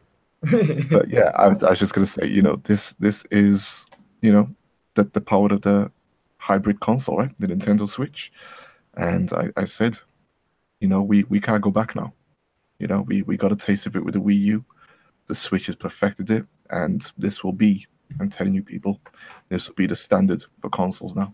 And it's happy days, happy gaming. So yeah, that's all I got to say. All right, and to pick up where you were just talking about, like, I cannot get myself to finish Shadow of the Colossus. I think I have 3 or 4 Colossi left. And just the thought of turning on my PS4, I don't know why. I mean, because I'm playing my Switch on my TV mostly, but it's just weird. It's probably because that's an old game. It looks great and stuff, but I played through it 2 times on the PS2 version. That's probably more to do with it than anything. But even like Horizon, I took months in between play times, and I haven't even touched. I installed Watch Dogs 2, but I haven't played it yet. Gravity Rush 2, I took a couple months on that too, and it's just like, it's the Nintendo fan in me, obviously, but that PS4, man, it's not calling my name. I was enjoying Shadow of the Colossus. I did 12 out of the 16 Colossi, and it is, when I do play it, I'm like, yeah, I'm enjoying this, but I'm just like, once I beat this Colossi, I'm turning it off, and I'm going to turn on my Switch. That's all I can think about. So it's because I don't regret buying it. Also, it's because the Switch is in itself an engaging console. The gravitational pull. It's a fun machine. You want to play with it. You want to pick it up. You want to stroke it. You want to touch it. Nice. Okay. You don't want to do that with a big slab that is the PS4 underneath the TV. It's just a box there, and it takes forever to turn on. It takes forever to load, and so one of us should just do a comparison video and do the same game on the PS4 and the Switch, and you'll just see the difference in terms of just being able to just start gaming. Especially if you just want to play. Whoa! Oh, that was really loud. What the hell? It's like a vacuum cleaner all of a sudden. But anyway, like I said, I'm done. Okay. Damn it! I had something to add to that, but that loud noise distracted me. I lost my train of thought. But yeah, I was going to my final thoughts. Oh, I remember if you're talking about turning off the PS4, turning off the Switch, and turning both on, but if you suspend the game and you put the PS4 into rest mode, you can get into your game pretty quick. It's pretty fast. But if you actually, let's say the power went out or something, and you actually system was all the way off, then it's not even a competition. But and then the PS4 comes back on and it says, "Sorry, you didn't turn your console off properly last time." Yeah, it's like a damn PC. I hate that. It's like, come on, like, why does it have to say? It doesn't need to say that because there's nothing you can do about it. Yeah, like, Xbox One, my God. It's like, dude, your power goes off your Switch, and your Switch just like thinks it's in portable mode. Like if you're playing, the power went out once I was playing. It's like, oh, it's in portable mode now. It's lit up. The screen's lit up. I can see it. But anyway, good discussion, fun podcast. We talked about a lot of stuff, and Nintendo just keeps giving us things to talk about. We got PAX East coming up hopefully, T saying you're gonna see if you can get last minute what tickets. day is it? Because I'm looking. Wasn't it like April 6th or April 7th? 6th. So Something like that. yeah, Wolfenstein 2 is going to be playable for the first time, so we'll be getting hands-on impressions from that. Looking forward to that and anything else. So, but we got next week. Maybe we'll do that retrospective of old E3 press conferences and try to pick out some games that never came out and had reveals and stuff. Yeah, that'd be good. I think that'll be fun. So thanks to everybody for tuning in to yet another Juices Loose 187. I mean, we're creeping up on 200. I think 200 is going to happen after E3. The way I just in my mind, I'm trying to figure out the timing, but it'd be cool if like it'd line up so we could do number 200 would be our E3 post E3 discussion. Hopefully that works out. So I think that'd be cool. But yeah, as always, thanks everybody for tuning in. And we see you next week.